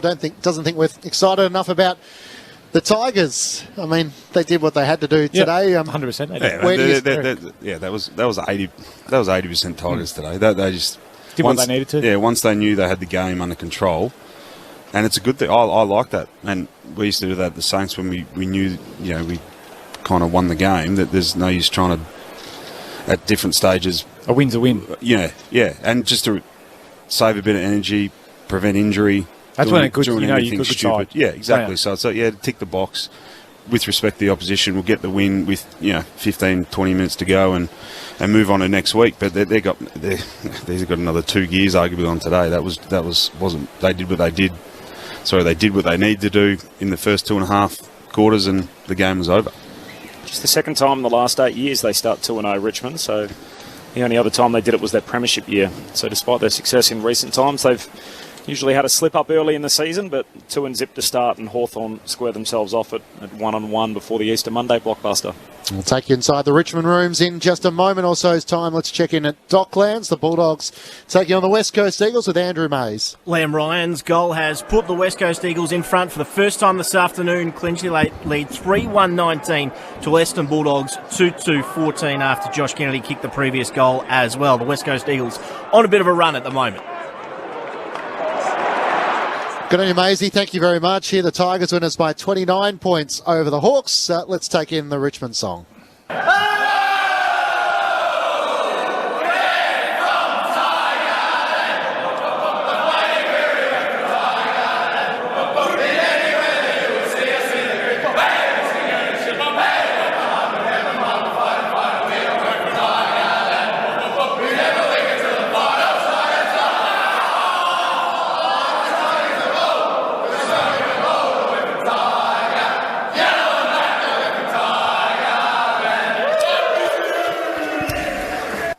Richmond winners by 29 points, 11-12-78 to the Hawks, 7-7-49 in front of 40,051 fans here at the MCG.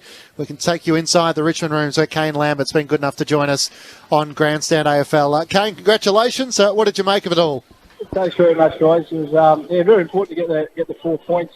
I'm not sure what Dimmer's got to say, but I think we didn't really feel like we played overly well, but the game of AFL football is a real blind, and Hawthorn's credit, they made it really difficult for us today. Just take a step or two to the left or the right, Kane. We're just struggling with the mobile reception there. I've got Brett Delidio and Brendan Goddard for you on Grandstand AFL. Lammy, how are you, mate? Lids here, mate. Mate, fantastic today. I really love your work rate, mate. It seems like yourself and Shane Edwards really bounce off each other. They're swapping almost half forward, mixing it through on ball. And everyone talks about how much you cover off for Dusty, mate. It's a very unselfish role that you play, mate. Loving the work you're doing, but how did you feel at the end of it, mate? You're covering the ground, obviously the longer quarters and that. You're feeling as fresh as what you have after even last year? Yeah, thanks, Liz. I appreciate the kind words. It's I think personally the longer quarters and probably the way the game's played with a few rules suits the type of player I am. But I'm not necessarily always covering for Dusty. He covers for me because he does a lot of work too. But naturally, I think the game sort of comes to players like us. But I'm just really enjoying being back out on the G and playing in front of some crowds. We're really grateful for those opportunities. Lammy, take us through the third quarter or after half-time. It felt and looked like up here that there was a conscious decision by you and the rest of the team just to slow it down a little bit and play more of a kick mark, and stats would suggest that your uncontested marks in the second half are almost double. Was there a conscious decision to do that after half-time? Oh, a little bit. I think I sort of felt like both teams were trying to control the ball somewhat. I think that's what's going to happen with this year, and just to slow down momentum, and because it's really tough to play a high tempo game for as long as they're asking. So there's going to be different times where you play a bit more of a kick catch, but naturally that's probably not the type of game we want to play. But you've got to be able to adapt and play at different facets and different speeds. Yeah, so was it more after half-time, or was that more of a plan coming into the game because you felt like Hawthorn were going to try to... Because their uncontested marks are 137, I think, which is a huge number if you look into opposition, if you want to give away how many you try and keep the opposition under. But did you feel like Hawthorn were going to play that style of game today? Yes and no. We knew they were probably a little bit reluctant to kick the contest, especially in the back half. They try to get marks. So it is really difficult to stop. It's just how effective those uncontested marks come. I'm sure Dim will have a strong review and we'll look at that. But I guess it's just how much is it hurting us? Uncontested marks, really high in nature, but are they hurting us? So I'll leave that to the coaches to work out. But he gives us great confidence to be able to see what the game gives us and go from there. Mate, I just want to talk to you about Big Wiggy, Jack Riewoldt. A few people were saying that he was starting to come towards the end, mate. He started the year off on fire. You'd have to be happy with the output from the big fella at the moment. Yeah, we're happy. Probably not as happy as him. He's kicking the ball really well, but he's also had a fair bit of time with Lynchy, and up the field really helps the way with the ball and getting his hands. And again, I think the way the game's played helps athletic types like Jack. He does a mountain of work in the air and probably doesn't get enough credit for that. He really gets outmarked. So I'm so happy for him that it's coming to him. But he also is harshest critic and will continue to build on that. Kane Lambert's with us on Grandstand AFL. Kane, Dusty obviously spending a little bit more time forward. He lined up on Sean Burgoyne this afternoon, the oldest player in the competition. What do you feel like is the right balance for him, and how have you judged his fitness levels to start a new season? Oh, I think the right balance is what Dimmer does and says, Dustin, you just put yourself where you need to be. And, he can impact the game, whether it's forward or through the midfield. The thing about putting Dustin a bit more forward and able players like Shea Bolton, to get involved up the field as well. So, we'd love to have 3 or 4 of them, but he's fit, he's firing, and no one else loves playing in the G more than him. It's a pretty scary prospect if he's 1-on-1 in the forward 50, depending on who the opposition's got on him. Yeah, you're right. He's a scary prospect. He's training on him, so I'd hate to be one out in the square with him. Kane, it's Corbin Middlemass here upstairs. Nick Vlosten obviously got hurt last week. He was one of the first subs used under this new medical rule. How close was he to playing today? Yeah, he got pretty close. He trained on, I think it was Friday, our main session, but probably just wasn't right. And for a quality player like Nick Vlosten, we don't want to take any risk. And I'll be pretty confident that he'll be playing next week. And on Saturday, you've got the Swans, who have really surprised everyone to start 2-0. They've got a bunch of exciting young kids. Have you caught much of their first 2 games? Not particularly personally, but I've taken a notice of their scores, and they're obviously playing great footy. I think they're pretty youthful with a mix of real experience, so it's going to be a real challenge. I think it's been a while since we've played them out in the G2, so it's going to be an exciting game. Both teams 2-0, so hopefully we get plenty of the Tiger support here and go from there. Yeah, no doubt. Great to be back at the MCG. Is it a bit weird when you play the opening Thursday night and then you have to wait till Sunday? It's a long time between games. Yeah, it has been, to be honest. It sort of felt like we had a bye, but I think we take the opportunity. It's a pretty big build-up to round one, so to be able to sort of let that go and now get cracking for the rest of the year was nice, and I think we've got a pretty decent block of 6-day breaks, so that's going to challenge us. Kane, we appreciate your time. Congratulations on the win this afternoon. Thanks, guys. Appreciate it. Have a nice night.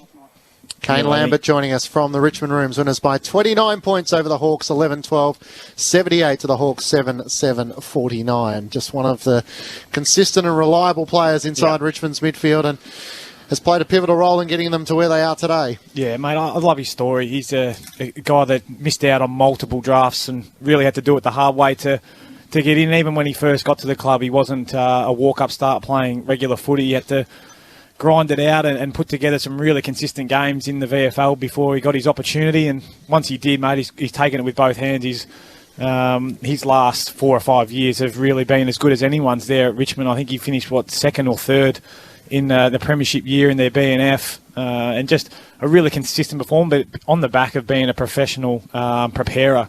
And he works as hard as anyone at the club to get his body right and to make sure that he's able to cover the ground that he does.